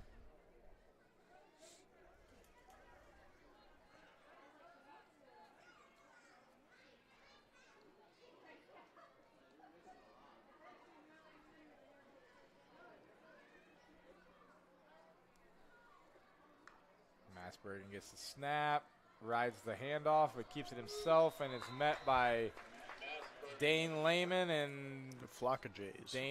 Drake Hodgson, probably. Yeah, the interior D-line of the Jays. Loss of 2. 1. Did he lose anything? No. Should be 3rd and 10. I'll just say 0. Looks like it's the same thing. Yeah, we'll throw him a bone. 3rd and 10 Hawks. Have the tight formation. Masbergen gets the snap, hands to Gellerman up the middle, has a nice seam, gets to about the 30. Gain of about 7 for Gellerman. Brings up 4th and 3. 1 minute to go, 3rd quarter.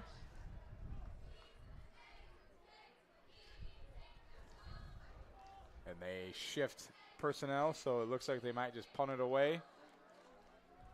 Cale Pearson back deep to receive the punt.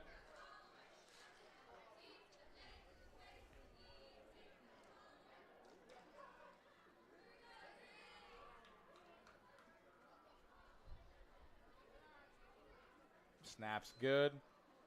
Punt almost blocked, but is away clean. Pearson fields it at about the 34, makes a move, gets across the 40, gets across the 50, gets inside the 40, and he stays in bounds. And Cale Pearson is going to return the punt. Touchdown. 60. They marked it at the 33, so 67-yard punt return. No laundry on the field.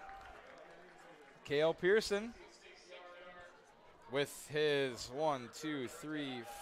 5th touchdown on the night. I think that's the first punt return we've had. We had one maybe that got called back, but First one that will stand, I think, yeah, for that the was season.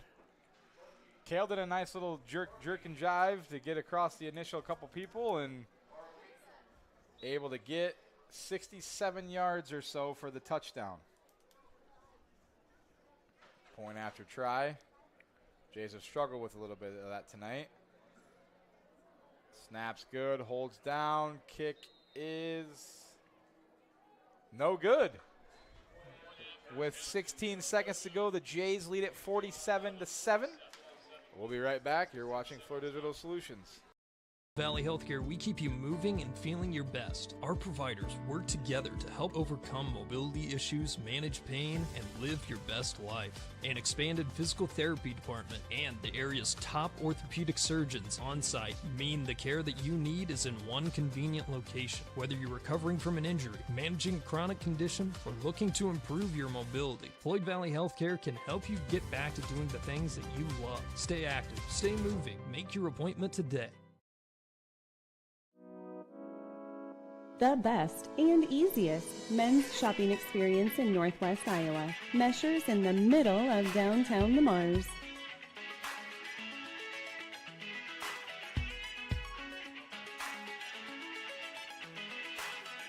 Open Monday through Friday, 9 to 5:30 p.m. and Saturday, 9 to 4 p.m. Let's go Jays. We're back. Jays lead this one 47-7. About 15 seconds to go here, third quarter. I mean, at this point, this might sound rude, but I don't mean it to be rude. If you're the Hawks, at this point, maybe you start thinking ahead to next week and just try to get out of here healthy. Both teams, really. Yeah. Like we mentioned earlier, both teams will be playing next week for playoffs. So, I mean, and really, like, at the end of this game, this one doesn't really matter all that much in the grand scheme of things. So Gellerman takes a dive and he slips at about the 12. Hawks will start deep in their own territory. 12 seconds to go, third quarter.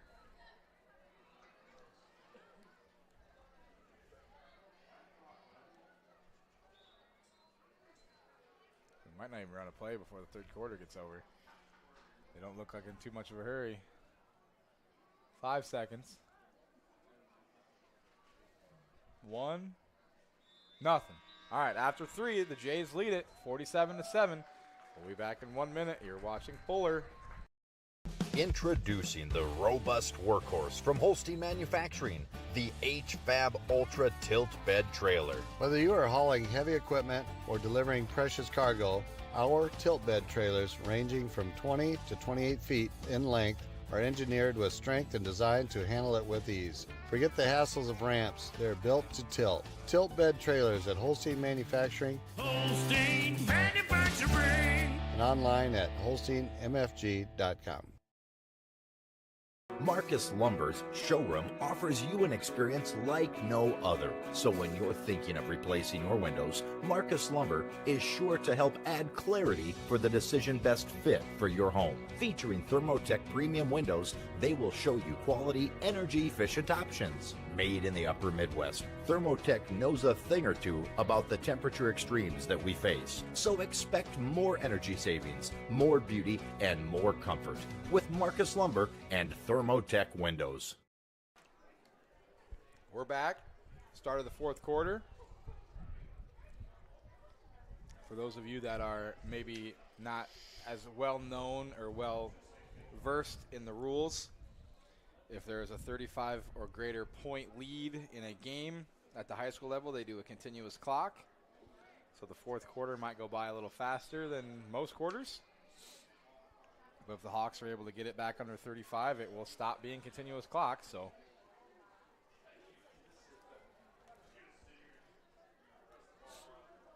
Masbergen gets the snap, fakes the handoff, keeps it himself, gets across the 15 to about the 17. Nice run there by Masbergen.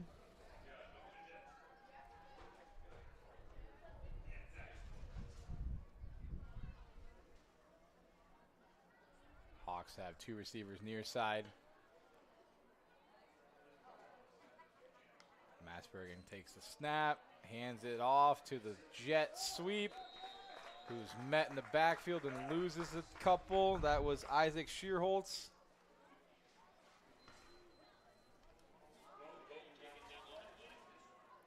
Lost about 2. Brings up 3rd and 7.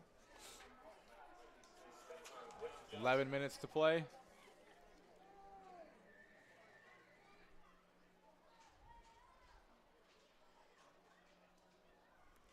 Kind of getting the sense that's kind of what the Hawks are maybe doing, is just, you know, bleeding the clock and trying to get out of here. Jays do have some of their backups, and I see Cole, Dane, Mason Small. Nice fake throw out to the left. Masbergen gets about 6. On the sideline, taking a breather. Yeah.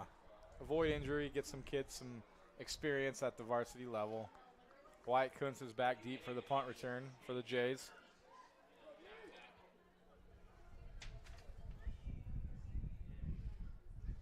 And he's now coming up because it does not look like they're going to kick it.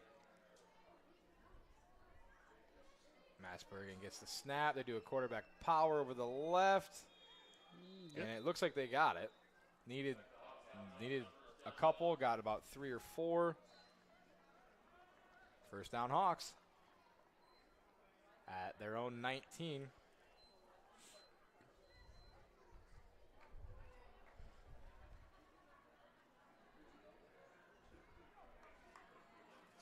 Trips to the near side.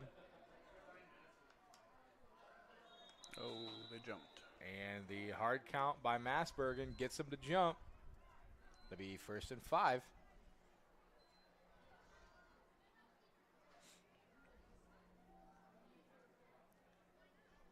I'm not going to lie, though, it is kind of crazy how quick that continuous clock just eats away. Already almost 9 minutes to go here, 4th quarter.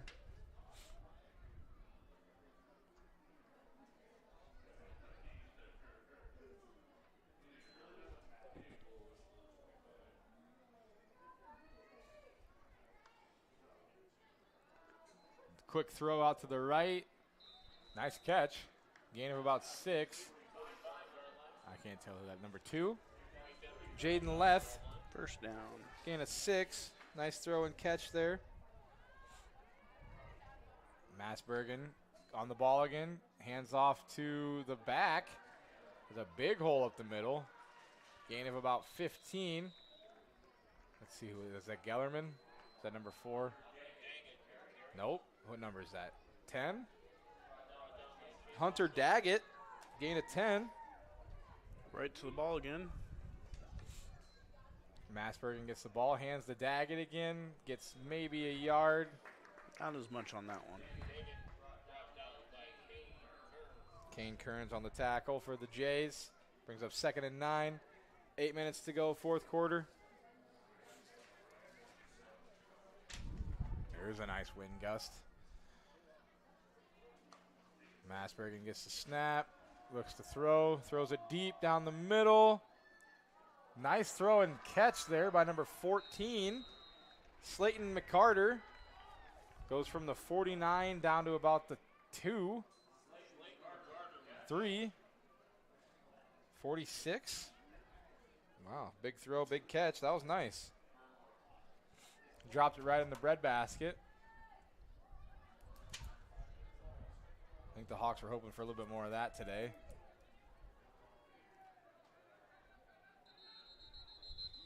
Timeout Hawks. 7:11 remaining here, 4th quarter. Let's give another round of applause to the young ladies tonight. We'll be right back. You're watching Fuller Digital Solutions. Since the 1980s, Colbeck Incorporated has been a family-run business providing their customers with quality wood and feed grinding services throughout Northwest Iowa. Colbeck Incorporated knows that your time is valuable, and they pride themselves on getting the job done in a prompt and reliable fashion. Local cattle feeders have been relying on Colbeck Incorporated hay grinding for 30 years, and Brian and Kevin are proud of their partnerships they've built with their customers. Whether it's grinding, mulch, or hauling, call Colbeck Incorporated today and see what they can do for you.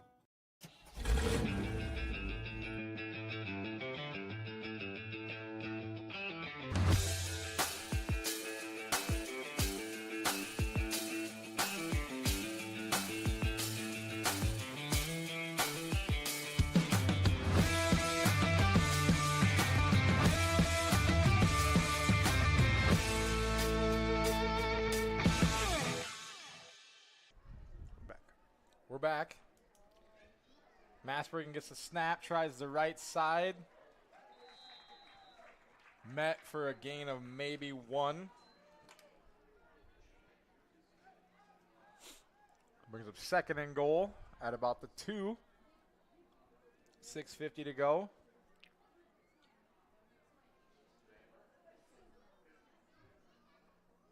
Massbergen has 2 up linemen. We're backs.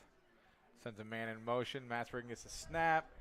Fakes the handoff. Does give it. And the Jays stay home. Loss of 2 on the play.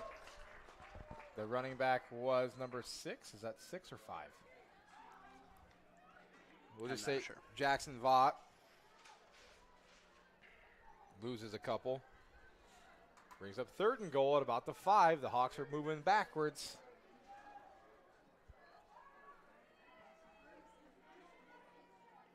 Massbergen gets the snap, tries power over the right, gets down to about the 2.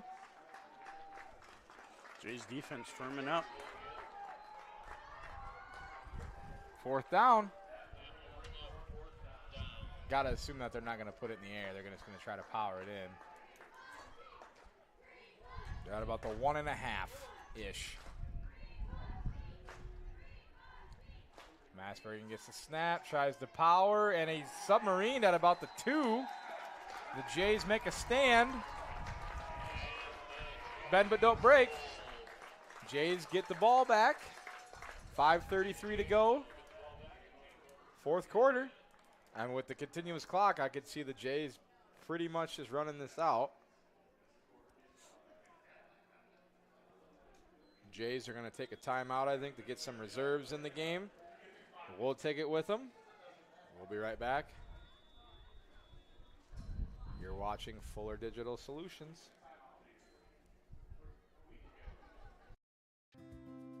At Lamar's Agri Center, we offer a full line of agricultural products including precision agronomy and application, grain storage and marketing, seed, animal feed, bulk grass seed, and lawn fertilizer. We pride ourselves and are committed to providing the best customer service and building long-term relationships with our valued patrons. Call or stop in today. Our agronomist, Brandon Fisher, is ready to discuss your needs, helping to develop a plan for your long-term success. We will continue to be your partner in the field. Lamar's Agri Center, where your success is our top priority. Reliance means being dependable.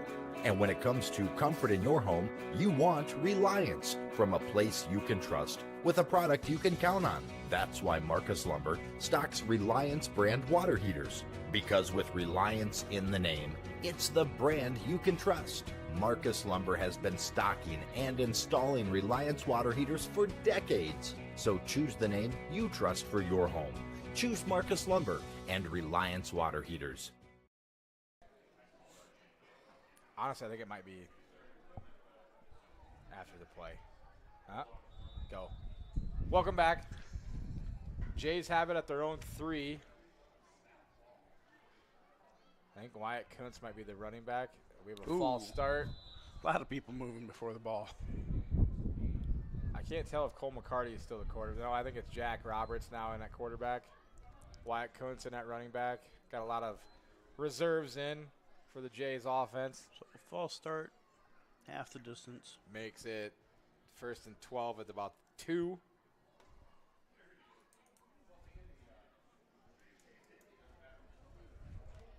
See if the Jays can just get out of the shadow of their own end zone. Now the wind's picking up. Now the flag's moving. Roberts gets the snap, hands to Kuntz, makes a nice move in the hole. Kuntz gets out to about the 5, give him 3.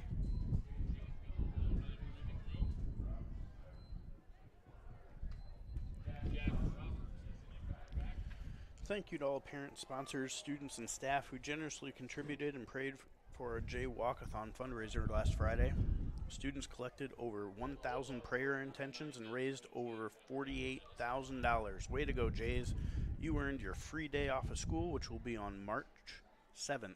Friday, March 7th. Yeah, gotta love a Friday off. Jay's doing a nice job bleeding that play clock down to 5. Roberts gets the snap, hands to Kuntz up the middle. Running with a full head of steam out to about the 10. Ooh, Late flag. We'll give Kuntz 5 pending penalty. See what they call face mask on the defense, so that'll add 5 more to it and give the Jays an automatic first down out to the 15. 3:27 remaining here, fourth quarter.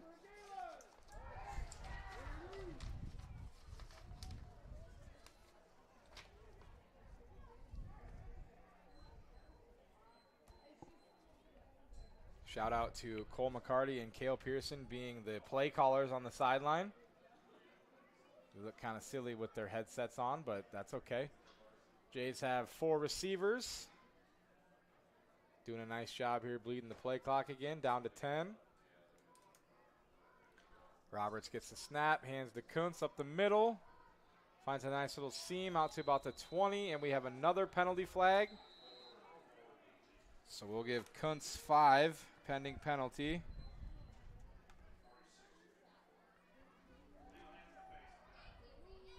I saw something.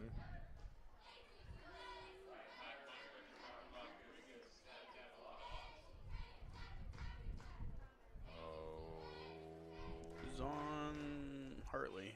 More than a 5-yard penalty, 10-yard penalty, I think.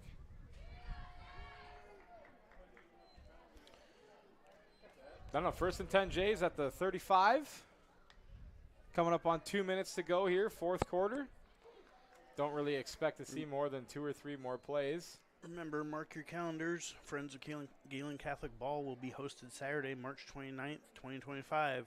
The theme this year is Kentucky Derby. Come celebrate our school, enjoy a meal, and entertainment by Not Quite Brothers. Cooper Went has checked into the backfield. Gets the handoff. Tries the left side. Gets about 3 yards for Cooper Went.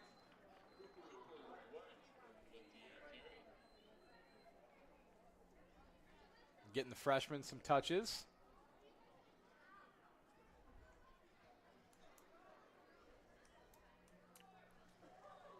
$1:20 to go. If the Jays wanted, they could do 2 more plays, and that would be it. Reminder, Coach Westhoff will join us in the booth post-game. Looks like the Jays are just going to kneel this one out.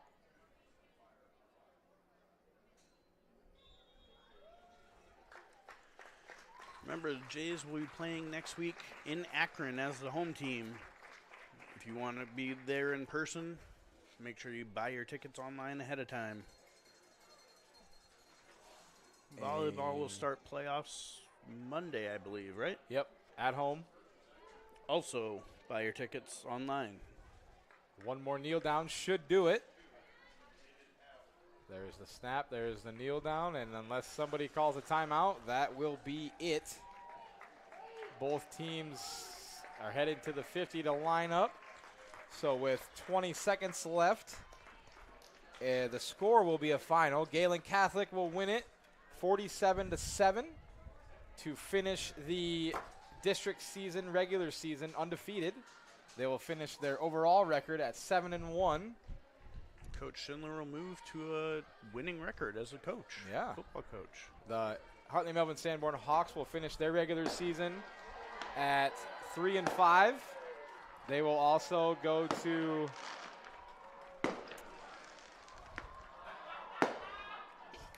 the playoffs, so we'll see.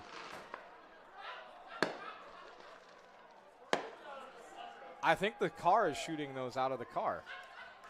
That was pretty neat. Well, got some fireworks. A little different. We will be back in a few minutes for a post-game wrap-up and interview with Coach Westhoff. Jays win it, 47-7. We'll be back. You're watching Flow Digital Solutions.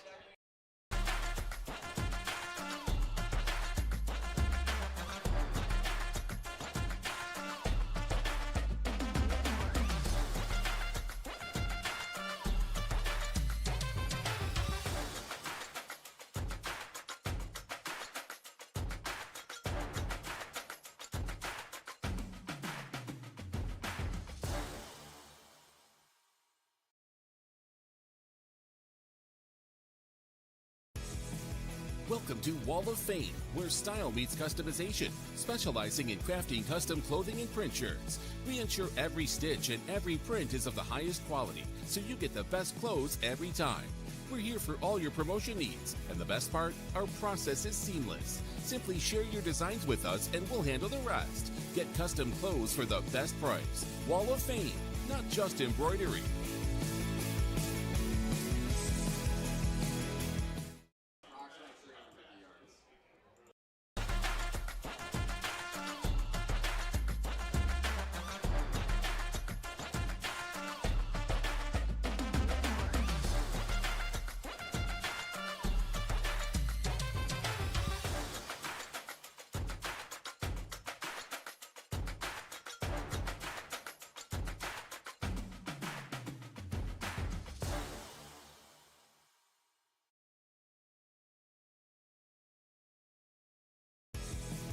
Welcome to Wall of Fame, where style meets customization, specializing in crafting custom clothing and print shirts. We ensure every stitch and every print is of the highest quality, so you get the best clothes every time. We're here for all your promotion needs, and the best part, our process is seamless. Simply share your designs with us and we'll handle the rest. Get custom clothes for the best price. Wall of Fame, not just embroidery.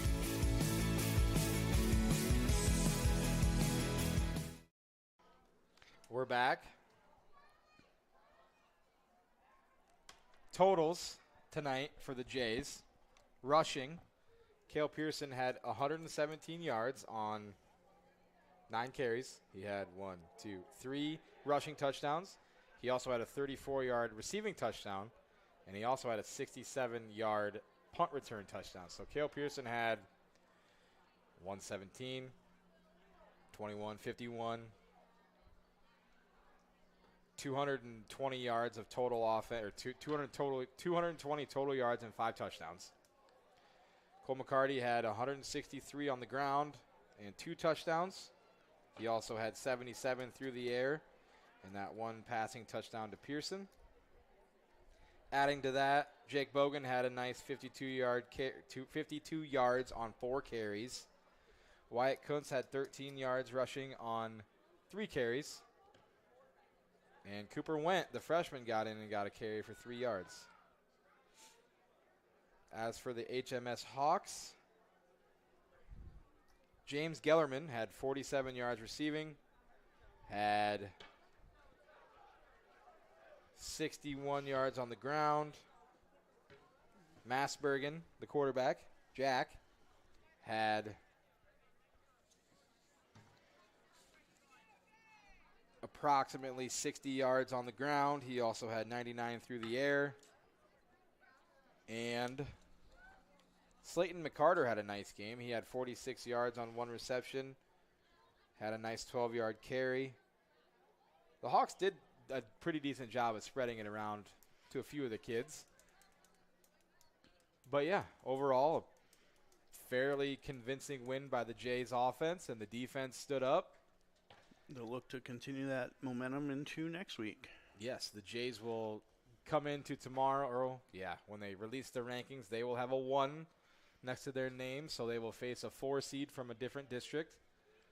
On the flip side of that, the Hawks of HMS will have a 4 next to their name, so they'll have to face a 1 seed from another district. So both fan bases from tonight's game will definitely be interested in the release of the... Anxiously awaiting 10 o'clock. Yes. I'm sure the coaching staff of both places will probably have the website up at about 9 just to make sure. Yeah, it's going to be a fun day tomorrow to see who has their first opponent on the road to the Dome. You got to win 3 more to get to Cedar Falls, where everybody's trying to get. Also, quick reminder too, Gehlen will have some activities going on tomorrow up at Unity Christian. Quiz Bowl will be competing. Yeah, Quiz Bowl. So we'll see if I catch that 10 o'clock release amongst doing that. Okay, we'll be right back with the interview for Coach Westhoff. You're watching Floor Digital Solutions. You will like it here. Beautiful Cherokee County, Iowa, nestled in the Little Sioux River Valley in the heart of Northwest Iowa. People care and support each other and work together to help our communities, business, industrial, medical, educational, and agricultural opportunities thrive. Each season offers recreational activities, historical events, and cultural entertainment, making living here enjoyable. Come stay or play. Go to www.cherokeeia.com now. Sitzman Construction, Lamar's. General contractors you can trust with the job you need done, when you need it done. Call Jeremy at Sitzman Construction when you need a remodel or a complete build. And they work with EPS buildings. Jeremy takes the time to know what you need. Past clients say he's reliable, honest, fair-minded, and reasonably priced. Contact Jeremy at Sitzman Construction. Jeremy and his crew will satisfy all of your construction needs. 712-540-2731. And we're back here with Coach Westhoff. Nice win tonight. Thank you. Appreciate it. Well, we are looking at the totals right here, and we ran for approximately 350 yards. Let's go. So we were giving shout-outs to the running backs and the quarterback. And then Mr. Schreiner over here about third quarter said, you got to remember those linemen. Yep. So what do we think was working tonight? Well, let's call it what it is. Hartley's defense can be really tough to prepare for. They like to play their outside linebackers real close to the line of scrimmage, basically making them as defensive ends. So they're playing us in a six-man front most of the time. And if we don't account for them, it's really hard to get our running game going. So, give a lot of credit to our linemen this week. They knew exactly who they were looking for. They knew who they had to account for, who they had to leave unblocked on every given play. Because, 6 to 5, do the math for me there, Schreiner. That ain't too good in our favor. But, we accounted for the guys we were able to account for. We had to be creative with our play calling. We had to know what was going to work, what wasn't going to work, and our guys did a great job of executing. That's a good point. Like we said, I commented on, we go 79 on the first play. We're like, And then the next couple drives, we got 1 yard, 5 yards. Yep. We had to punt a couple times. So, yeah, the defense definitely maybe threw a little more wrenches at you and whatever. And with the play calling, we noticed a couple times that Cole would take like a step one way, pretending like it'd be an option, and then he would just cut back underneath for like a little counter. Yep, QB counter is one of the best plays in our playbook. Our guys do a great job running it. For as much as, Carlson, full well, being an offensive lineman that has to pull, it's not the most fun job in the world. Nope. But when you get a chance to tee off on a linebacker that never sees you coming, it's the greatest feeling in the world. Our guys like Kane Kearns, Alex Munoz, they take a lot of pride in doing that. Oh, yeah. And it opens up big holes, and, you get Cole running, 5-yard gains turn into 10-yard gains, turn into 50-yard gains. So we saw a lot of success running counter. We saw a lot of success plugging it up inside. We found the quick hitters in the second half, plays that didn't take as long to develop, and Cale could kind of get rolling downhill. And anytime you get the ball in his hands and say, Cale, run 100 miles an hour, that's the best. Helpful. That's the best play in the playbook. Absolutely. Speaking of different plays, we noticed we threw the ball like 12 times today. Was that a wrinkle you guys were working on all week, or what was that all about? So that's been in the playbook for a while. It was a formation that we've used in the past that worked real well against Britt West Hancock in the playoff game, where we stack our receivers out wide. And it kind of gives Cole a little run-pass option, RPO, and he's got the freedom to make a decision, and they don't walk those outside linebackers out because they're playing like defensive linemen. Opened up for our off receiver, the guys off the ball, to catch the ball. As long as we got the ball in their hands and they could concentrate, see it in, it gave us the option to throw the ball a little bit more tonight, and that opened up the box so we could run it again. I was going to say, absolutely. Like, throwing the ball just gives it that wrinkle of you have to respect it now, and then Cole and Cale and Jake had a good night running the ball too. Like, they don't have to run into 10 guys. They can run into 6 guys. It's always nice when you can lighten that box up a little bit. One of the last things I'll ask you about, I know you work with the linemen, but I also know you take a lot of pride in the special teams. Yep. We had an onside kick recovery, and we also had a punt return touchdown. Yep. It's a good night to be Coach Westhoff. Let's put it that way. Like, you had to be pumped when, the first punt that we saw, we thought Cale was going to try catching it running over backwards, and he let it bounce a couple times, and then he got it, which I thought was a wise choice because it was going to keep going. Yep. And then, that punt return was super nice, and everybody was caught off guard with that onside kick. I know you said you might have saw a look that you liked, but that came at you like a bullet. Well, right out of halftime, we weren't necessarily thinking it when the night started. It's something that's in the toolbox. We like to hold on to our secrets, but HMS was giving us a look on kick return where their front 5 left a wide open gap right in front of Dylan Pecos. And as we huddle up on kickoff, Dylan has the option to look at me. I might give him a signal. I might not. We just break the huddle. We all scramble for the ball, and I made sure Dylan knew, I want you to recover this thing, so don't overthink it. You got to give yourself a good kick to get there. And he did a perfect job. Great execution on his part. And trust me, that ball's on the ground. Our guys get excited for things like this. When they know the surprise onside's coming, they all want to be the hero. They all want the ball. So that worked out well for us. And on that punt return, I'm always on Cale, giving him crap about we have to catch the ball. We have to give up no surprise yards. We can't be going the wrong way. The ball being caught is the biggest hidden yardage stat there is. Absolutely. And so sometimes he makes me hold my breath a little bit, but he made sure he had the ball tonight, and that was great. And then it just came down to effort. The guys we have out there on punt return, they want it as bad as I do. They want to be the one that throws that home run block. They want to be the reason we score, even if they're not the one carrying the ball. And so, they gave great effort. Cale found an open lane, and go let fast people be fast, right? Absolutely. Shout out to Pat McAfee on that recover your own onside kick thing. Yes, sir. Okay, last question. Nobody ever wants to talk about it, but the season's over. Yep. And the second season starts tomorrow, 10 a.m. We find out who we play. Yep. What's the mindset looking like? We go back to work. Here we go. We're back in the weight room. We're working hard. We're pushing heavy weight around. You have to do hard things if you want to accomplish hard things. So we'll be in the weight room at 9 a.m. We'll watch a little film. We'll find the good. We'll find the bad, the ways we can improve. We'll find out sometime during that time who we're playing. And I don't want to say same stuff another day, but we go back to work, and our guys have had that lunch pail, hard hat mentality all season long, and I don't expect that to change. I expect them to show up hungry, ready to go. They've been dying to get to this point because they want to go at the playoffs and make a little noise. Their goal is to make a run at the Dome, and I think that's a very realistic goal for us. Absolutely. Nothing, don't change the mindset. We've had a nice couple month stretch here. Don't freak out about it's the playoffs now. It's nope, It's just another game. Different opponent we don't know as well, but that's what film's for, and that's what tendencies are for. It's going to be a fun, hopefully, 3 weeks. I was going to say, the next 3 weeks are exciting. I know the guys are welcoming the opportunity. It's an exciting time to be a Gehlen J, that's for sure. Absolutely. Well, Coach, nice win. Hey, appreciate you guys. You're the best. Thank you. We'll be back, and we'll sign off. You're watching Flow Digital Solutions.